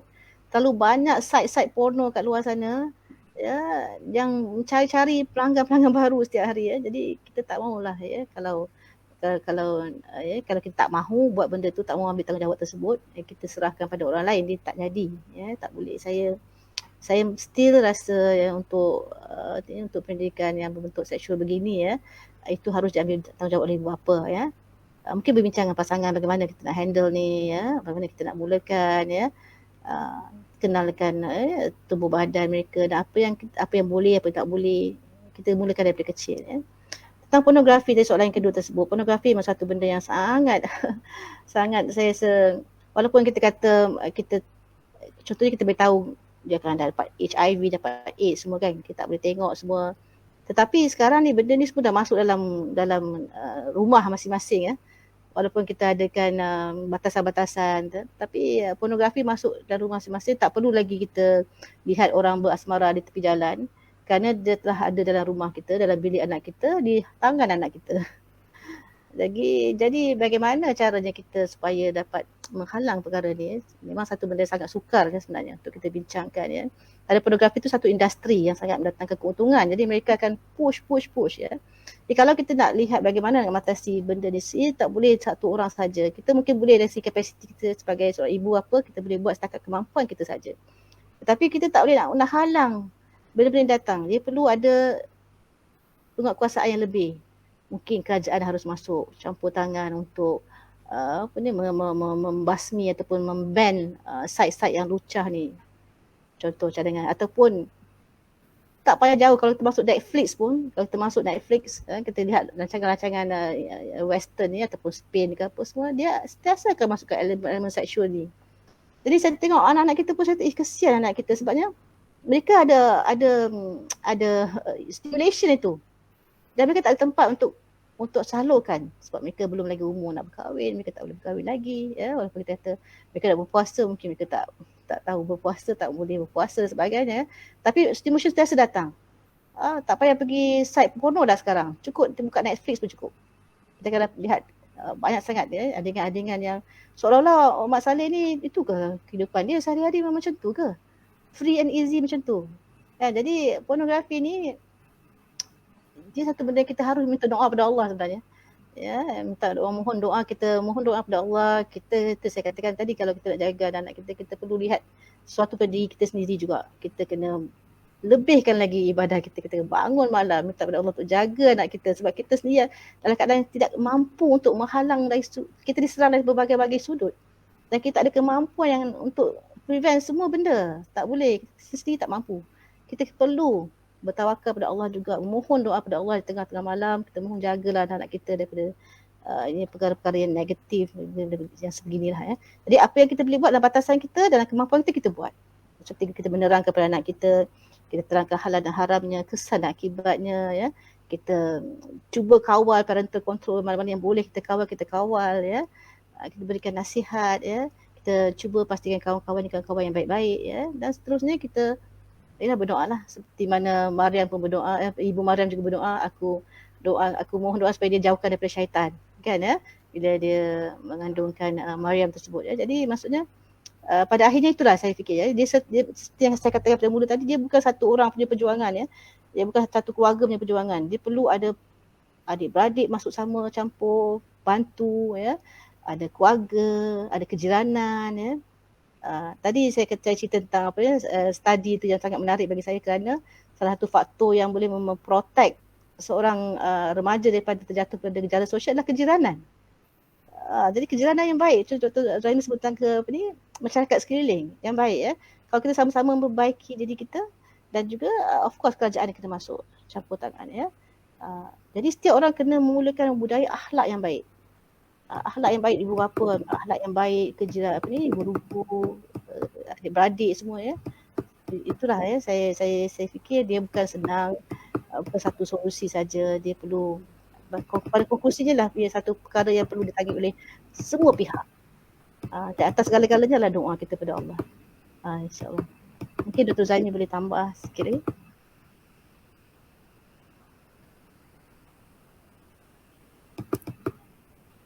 Okey, terima kasih.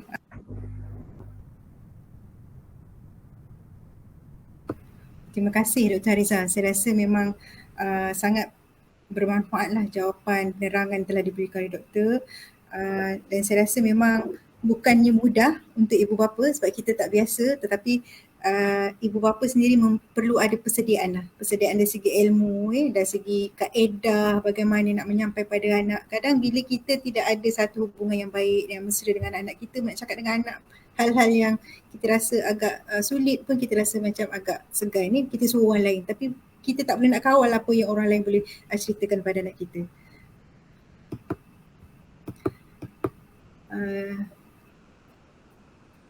Jadi saya ada satu lagi soalan untuk Dr. Rozaimi. Boleh Doktor? Okay, soalannya ialah, tadi Dr. Rozaimi, saya perasan Dr. Rozaimi ada membacakan hadis-hadis yang mana hadis Rasulullah itu menyebut secara khusus kepada golongan muda, golongan muda. Jadi soalan yang ditanya oleh salah seorang penonton kita ialah bagaimana untuk mengekang hawa nafsu ni dalam kalangan orang muda. Kalau orang tua pun dah ada juga hawa nafsu ni, tapi untuk anak muda yang macam yang kita tahu tadi, remaja tu sebenarnya dia tahu dia perkara itu salah, perkara dia ada ilmu, tapi dia tak boleh nak mengawal nafsu dia. Dan yang walaupun kita tahu ada puasa, tapi dia tak mampu. Jadi bagaimana dari segi Islam nak kena ada satu keseimbangan nafsu, saya satu fitrah doktor. Tapi bagaimana kita nak mengendalikan nafsu kita tu supaya dengan sesuailah dengan fitrah kita sebagai manusia tu. Silakan doktor. Okey.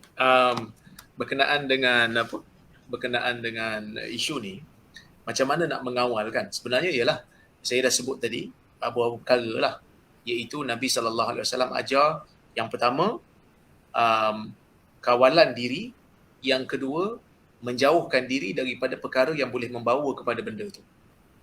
Sebab tu Nabi SAW sebut dalam hadis kan, bila kalau mampu kahwinlah, kerana perkahwinan ni satu benda yang Nabi SAW pun sebut, an-nikahu sunnati kan, wa ana atazawwaj, aku pun menikah, Nabi kata.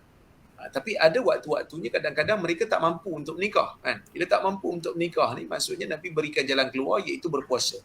Berpuasa tu bukan maksudnya mesti puasa sahaja tanpa kita buat benda lain. Maksudnya buatlah benda lain, ibadat-ibadat yang boleh memecahkan nafsu, yang boleh melupakan kita dengan, sebab puasa ni dia ada satu keistimewaan lah, Nabi kata.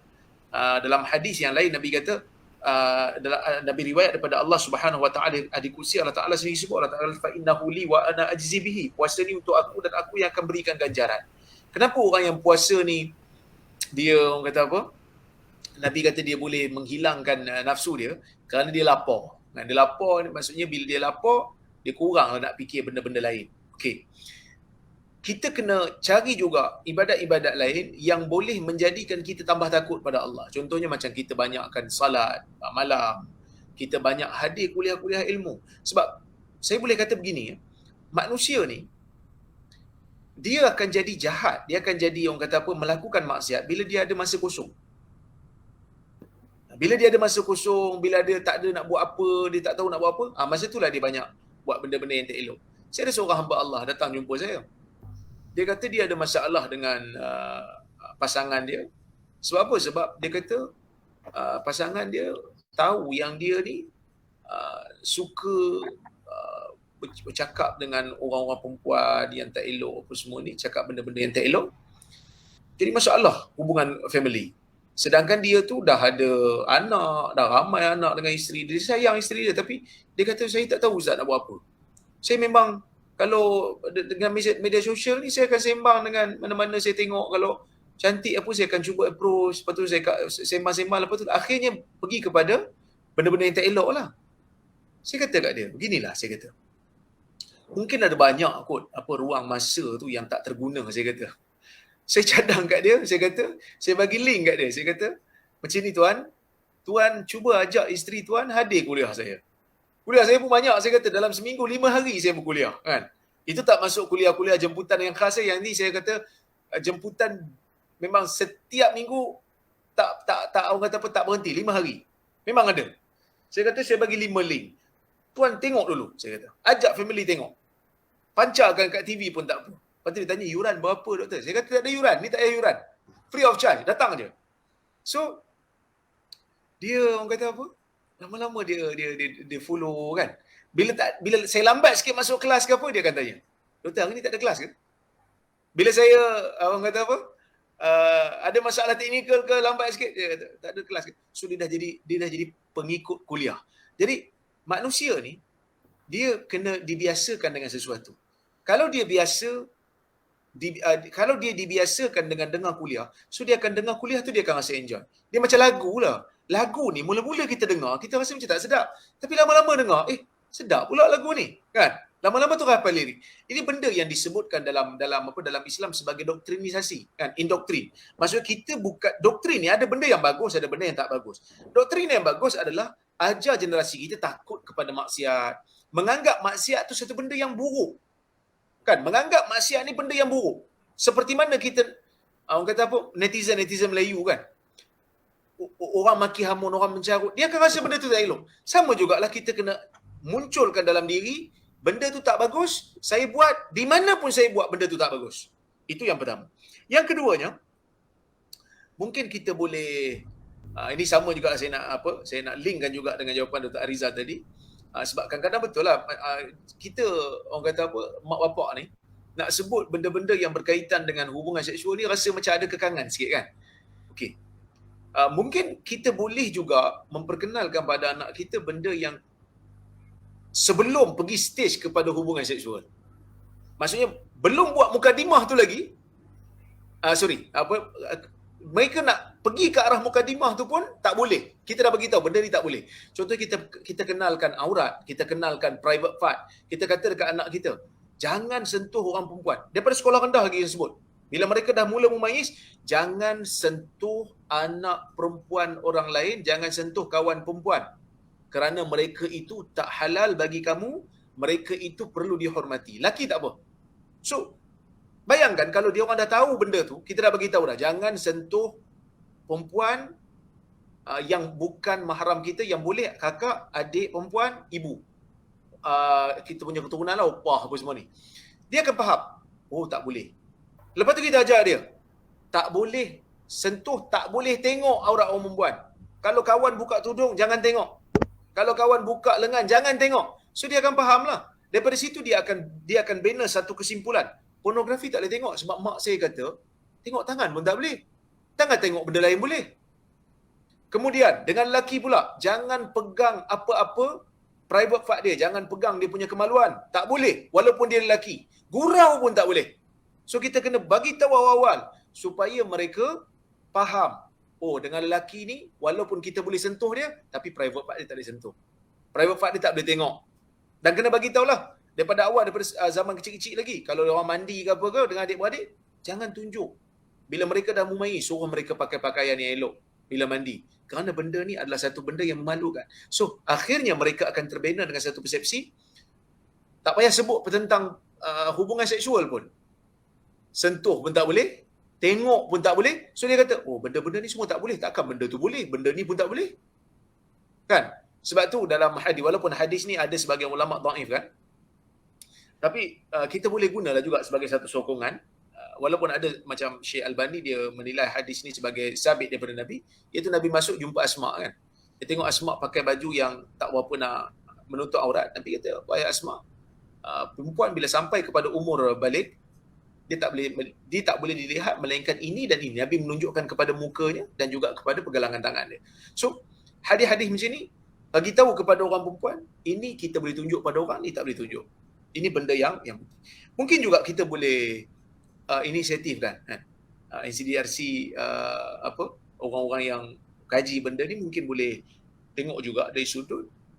Saya sebelum PKP, sebelum COVID lah, saya ada dijemput pergi ke Tunas Bakti. Tunas Bakti ni sekolah yang untuk budak-budak yang ada kes juvana. Kan dulu kita pernah dengar tahfiz kena bakar kan. Tahfiz kena bakar yang berapa orang mati? 9 orang, 19 orang kan. Ramai mati kan. So bila saya dijemput pergi ke situ, saya pergi je lah kan. Dia kata ni untuk motivasi remaja. Saya pergi kan. Bila saya bagi ceramah kat situ, saya sembang dengan cikgu dia. Dia kata, Ustaz, yang bakar sekolah tahfiz tu ada sini budak. Saya jadi terkejut. Oh, simpan sini? Ya. Dia orang dekat sini.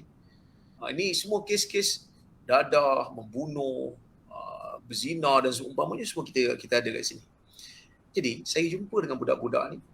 Saya buat macam, orang kata apa, sesi motivasi dan saya macam, orang kata apa, menyantuni mereka. Jadi, mungkin kita boleh ini lepas COVID nantilah kan. Kita mungkin buat satu rombongan ke, orang kata apa, jumpakan remaja-remaja kita ni dengan orang yang dah terlibat dengan benda-benda yang tak elok ni. Mungkin kita tak disuruh untuk, orang kata apa, tahu secara detail, tapi suruh dia orang cerita je. Kan? Apa yang mereka alami sehingga mereka masuk di situ. Kan? Apa keburukannya? So mereka akan nampak real. Oh, mereka terpaksa dikurung di sini. Ada yang terlibat dengan hubungan seksual yang terlarang. Memang Islam tak suruh kita buka aib, tapi kita bukan buka aib mereka. Kita bagi dia orang melawat dulu. Suruh dia orang cerita pengalaman dia orang duduk dalam kawasan tu. Nanti balik kita buat macam, orang kata apa, refleksi lah apa yang kita nampak. Lepas tu bagi tahu kenapa dia orang masuk ke kawasan tu, masing-masing ada masalah. Sebahagian daripada mereka memang orang kata apa, dah terlibat pun dengan hubungan yang terlarang tu. Itulah keburukan-keburukan kalau kita jenis tak jaga. So manusia ni, dia perlu kepada sesuatu yang dipanggil sebagai kognitif. Ada juga benda yang perlu kepada lihat. Sebab tu Nabi SAW bila suruh ingat mati, dia tak suruh ingat mati je. Dia suruh pergi ziarah orang sakit, dia suruh pergi ziarah kubur. Supaya bila kita nampak live, kan, laisal, orang kata apa, laisal khabar kal muayanah kan, orang Arab sebut kan. Bukan khabar tu tak sama seperti mana kita melihat sendiri. Kan, bila kita melihat tu dia feel tu lain. Dengar kadang-kadang menimbulkan kesedaran, tapi melihat, rasa, dapat, orang kata apa, direct interaction lagi kuatlah. Itulah yang saya cadangkan. Wallahu a'lam. Terima kasih Doktor atas cadangan. InsyaAllah lepas ni kita boleh berkolaborasi lah ya untuk projek-projek yang menyantuni anak-anak remaja kita yang kita rasa macam itu salah satu tanggungjawab kita lah untuk generasi yang memerlukan kepada sokongan dan bantuan kita, insyaAllah. Jadi saya rasa ada satu lagi soalan dan saya rasa memang saya kena tanya juga. Selain daripada tadi kita kata ada banyak cara kita nak mengekang nafsu kan, salah puasa dan dengan ceramah dan sibukkanlah kita dengan urusan-urusan yang boleh membina diri kita, membina jiwa kita, iman kita, selain daripada kita terlibat dengan, kalau banyak masa kosong mulalah fikiran dah melayang ke lain dan mulalah kita meneroka benda-benda yang tak sepatutnya. Terima kasih Doktor di atas pandangan tersebut. Saya nak berbalik kepada Dr. Riza ya. Tadi kita katakan sebenarnya kita kena, anak-anak ni ya, perlu tahu, maksudnya ada batas-batas yang perlu dia tahu dan kita perlu hormati juga. Tetapi saya rasa mungkin dalam budaya kita ya, masyarakat Melayu, tadi Dr. Rozami kata walaupun dia ada sedikit Melayu, tapi saya rasa mungkin Melayu kita ni kebanyakan lah in general, saya boleh katakan kita ni kadang-kadang tak bersifat asertif. Asertif ni maksudnya tegas. Kalau kita kata tak nak, maksudnya kita tak nak. Kalau kata jangan sentuh kita. Kadang-kadang kita macam orang sentuh kita macam pasrah tak apalah. Macam kita nak cakap balik pun kita malu lah. Ni dalam ada anak-anak yang mempunyai personality yang sedemikian ni.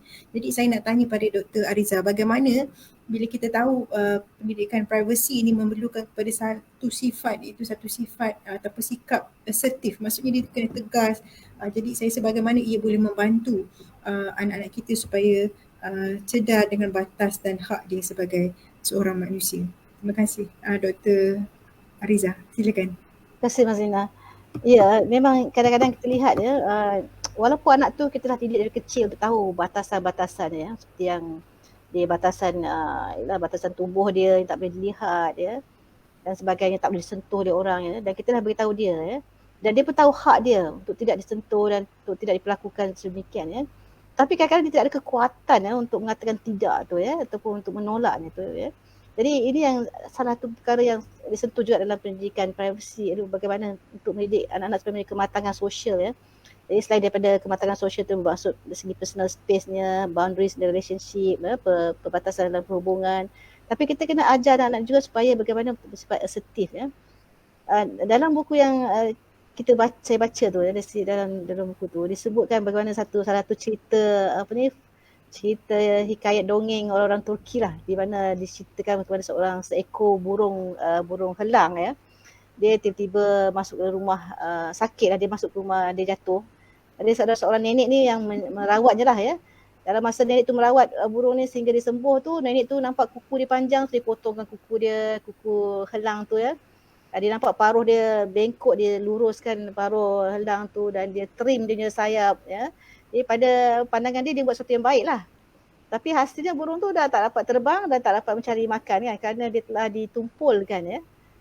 Jadi kerana dalam budaya kita, bila kita mendidik anak-anak kita tu, kita secara tak sedar kita menumpulkan mereka punya assertiveness ni ya. Contohnya contoh selalu berlaku pada anak-anak perempuan, katalah anak sulung Kak Long lah kata ya. Katalah Kak Long ni adik dia rampas permainan dia. So Kak Long jerit, ibu adik rampas kan. Nanti ibu kan kata apa? Kak Long beralah lah. Kak Long kan anak sulung. Kak Long kan kakak. Beralah lah. Ya? Jadi macam tu. Jadi kan lama-lama Kak Long kan tahu dia kalau hak dia kena ambil pun it's okay lah. Saya kena beralah. Jadi kadang-kadang kita kena lihat bila dia involve hak ya. Involve hak tu kita kena biarkan dia marah. Ya, kita kena biarkan dia dapatkan semula hak dia. Kita kena beritahu pada adik itu hak kakak, adik tak boleh ambil. Ya. Kerana kita lihat sendiri dalam sirah ya, bagaimana Rasulullah dia minum air kan. Sebelah dia ada seorang budak lelaki yang kecil, yang sebelah kanan, sebelah kiri ada orang dewasa ya. Dia tanya, boleh tak saya beri, sebab mereka berebut nak minum bekas Rasulullah ya. Boleh tak saya beri bekas minuman ni pada pak cik sebelah ni? Anak tu tahu hak dia tak nak. Dia tak bagi. Tak, saya nak minum, itu hak saya. Faham tak? Mereka dari kecil, Rasulullah sendiri macam acknowledge hak budak tu. Ya, dan dia tanya dulu budak ni, boleh tak saya bagi pada pak cik sebelah ni? Tak, saya nak hak, itu hak saya, saya nak air itu. Jadi kita lihat mereka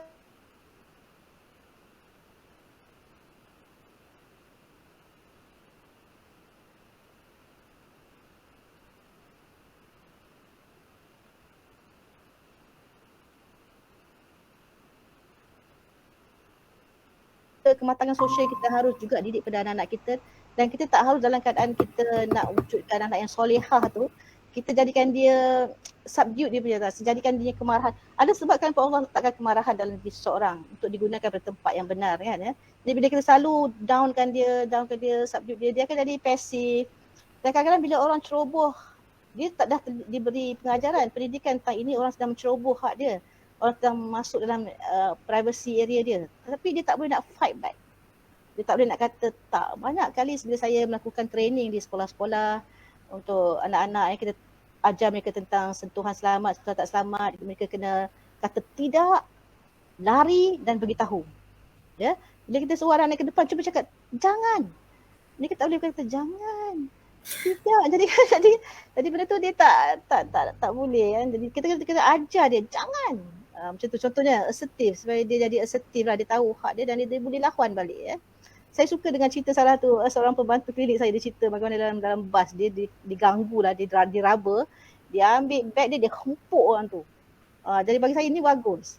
Sebab dia tahu hak dia dan dia boleh ada keberanian untuk buat sesuatu untuk pada orang yang mengganggu dia tu ya. Jadi itu benda yang kadang-kadang saya tak sedar, kita budaya Melayu tu telah mendidik dia jadi supaya jadi pasif, jadi baik, jadi solehah begitu ya. Itu mungkin ada serta perkara kita kena allow fitrah dia untuk ni ya. Yang keduanya kita juga kena belajar untuk mengatakan tidak ya. Tak mau. Sebab kerana kita ada peer pressure. Peer pressure tu maksudnya kawan-kawan yang suka nak ajak dia kan. Nak ajak dia, jom lah pergi tengok. Sekejap je apa salahnya kita pergi keluar tengok video ni kan. Ataupun kita kena ajar anak kita untuk dia, bila dia tahu benda tu tak betul, dia mencari kekuatan untuk cakap sorry lah, saya tak boleh, saya tak boleh, saya tak suka apa. ataupun ini hak saya untuk saya tak pergi kan, ataupun macam itulah. Kita itu pun kena training, kita kena ajar.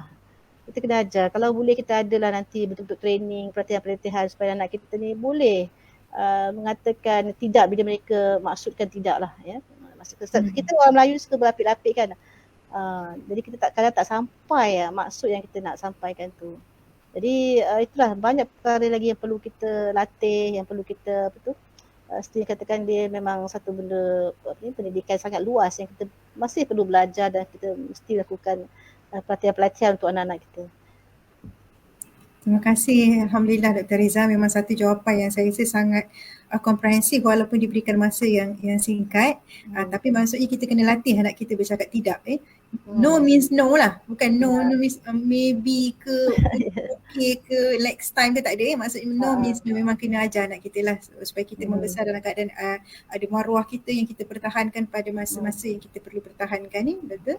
Okay, saya rasa kita pun dah menghampiri pukul jam 12. Tak sedar masa berlalu, ditanya malam ni hujan, lagi kita rasa macam mendung, kita rasa seronok je nak duduk depan skrin ni tetapi masa tidak mengizinkan. Tapi saya rasa Dr. Rozami kata dia ada 5 hari doktor kuliah sebenarnya saya dulu ada juga minta Dr. Rozami untuk anak saya nak dengar kuliah. Saya kata dia boleh bagi Zoom je kan, anak saya mendengar. Jadi saya rasa untuk kita menutup, saya rasa memang mulik sangatlah kalau kita boleh rumuskan tajuk kita pendidikan seksual versus pendidikan privacy. InsyaAllah dalam masa 2 minit untuk setiap seorang panel sebelum kita akhiri webinar kita pada pagi ini. Silakan Dr. Rozami. Okey, sebagai kesimpulannya kita macam mana pun kita adalah hamba Allah, hidup dalam dunia ni dengan kurnia daripada Allah. Jadi sesiapa pun kita kena wujudkan generasi yang mereka sedar bahawasanya mereka hidup hanyalah untuk menjalankan tuntutan Allah dan kehendak Allah. Itu yang pertama.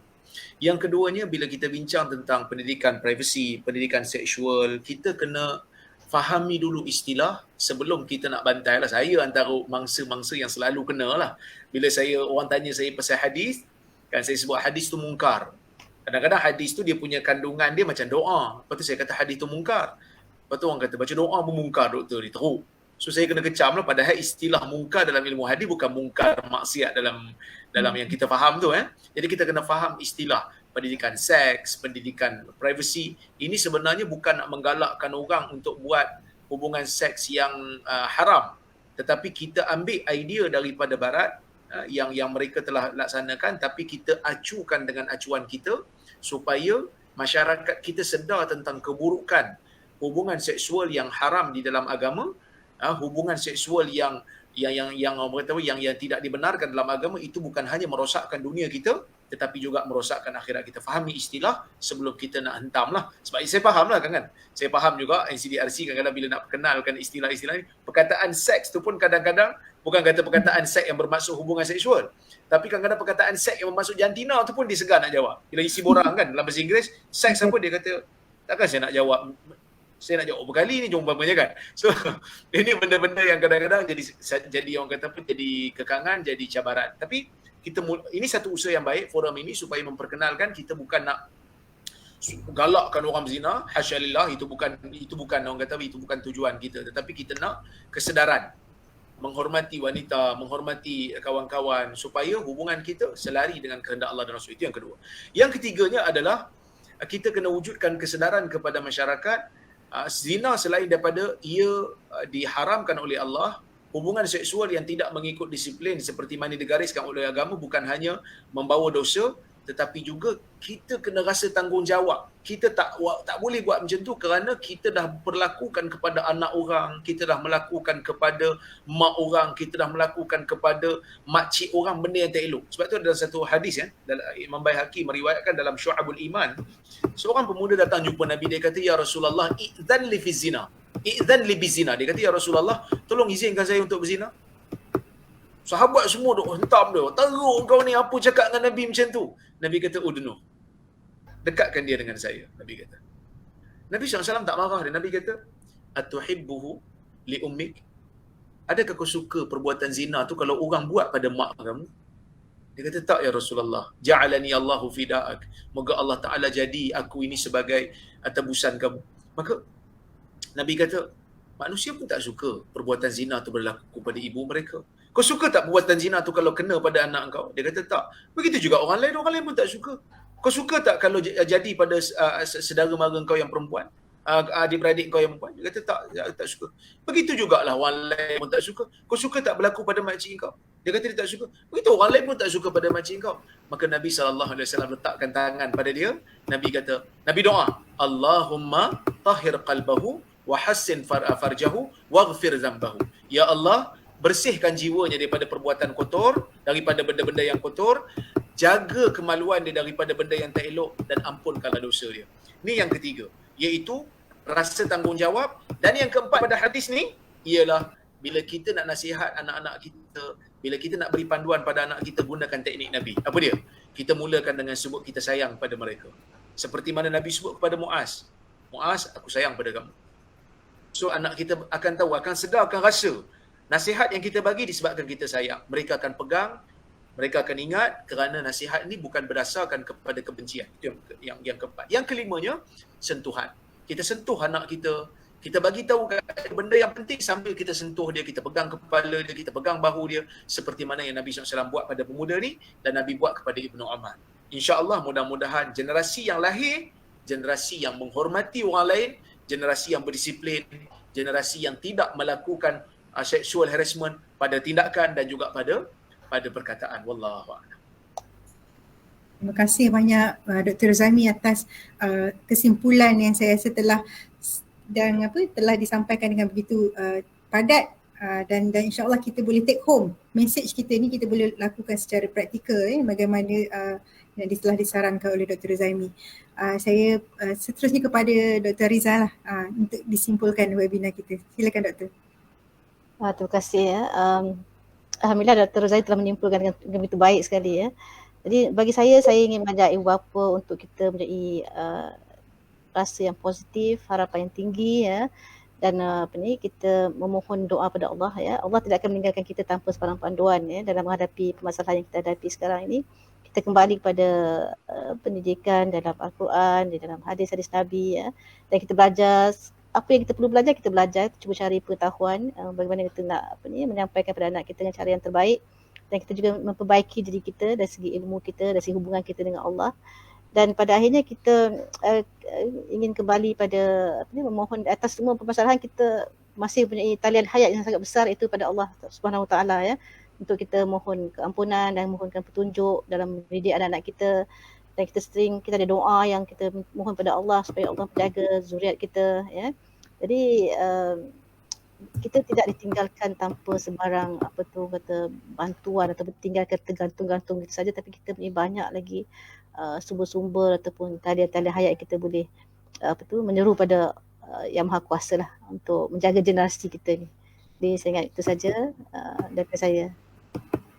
Terima kasih Dr. Hariza. Saya rasa padat dan ringkas tetapi penuh dengan makna yang kita boleh amalkan bersama sebagai ibu bapa, sebagai pendidik dan sebagai seorang ahli akademik lah. Kita dua-dua ni pensyarah jugalah dan juga bersama Dr. Rozami. So saya teruskan advokasi Dr. Hariza dalam pendidikan privacy ni. Saya rasa tak ramai sebenarnya yang memahami dan tak ramai yang memperjuangkan tentang pendidikan privacy ni ya. Kita faham pendidikan seksual, tapi satu aliran baru, bukanlah aliran baru maksudnya satu konteks pendidikan yang baru yang boleh difaham dalam masyarakat kita tentang pendidikan privacy untuk kita menjaga kesejahteraan masyarakat khususnya kita bermula daripada kanak-kanak. Terima kasih banyak dan juga saya dimaklumkan untuk para peserta kita, silalah isikan borang kehadiran. InsyaAllah kita akan berikan sijil dan juga kepada staf ataupun pelajar UPSI kita akan berikan dia MyCPD lah. Dr. Rozami dah penuh CPD. Tak penuh lagi.